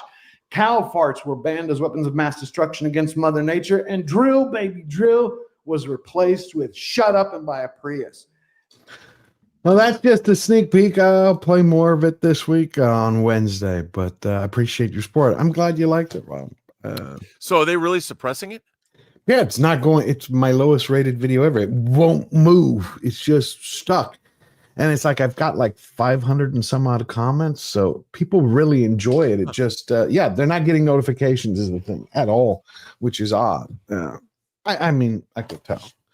I even tried testing it. You know how YouTube has that promotional where you can promote a video? Yeah. I've never done that, but I was like, have you made a YouTube, I mean, an Instagram bit and a TikTok piece too? I did it. I haven't done TikTok. I did X. Maybe I should do TikTok. I'm gonna cut it. Okay, I'm gonna do that. I'm gonna do that. Yeah, I put a buck in. I think it was $5 to hit, to promote it, to see what YouTube would say, because someone had told me that will tell you how the algorithm is viewing your video. It came back within 10 minutes. Shocking content, cannot, disapproved, will not promote. Really? Yeah. I was like, wow, okay. So yeah, it's clearly being suppressed. I mean, yeah, there's your suppression, right? That's really, I love YouTube, and that's never happened to me before, but I guess they don't like that. Well, it's like, I did a story on the Khan audio drama. When I first reviewed the Khan, they I got a copyright strike, and I mean, that was put on me, but wow. I mean, there's shenanigans happening. Yeah, it's crazy. And RIP to Gene Hackman this week, one of my favorite actors before we go. Love Gene Hackman. Yeah. I'm doing a Gene Hackman marathon, and the other actress who passed away, I think it was because she didn't have a liver transplant, I believe it was. You know what I'm talking about from Buffy? From Buffy. Yeah, her parents wouldn't let an autopsy happen. I know, that's so bad. All righty, everybody. Thank you. Bless every one of your supporters. Jim, great to see you. Sandra, everyone, Professor Fear, Red French Moon, Aaron Charman, Steel Leg of History, be blessed. Please thank our incredible mods, Lord Thoth, Olaf, Eric K, King of the Mods, and Fletcher Williams in the back producing. I love you all. Remember, we're fighters with one unbreakable rule. We never bow down. We never bend the knee. Have a blessed week, because it's always forward.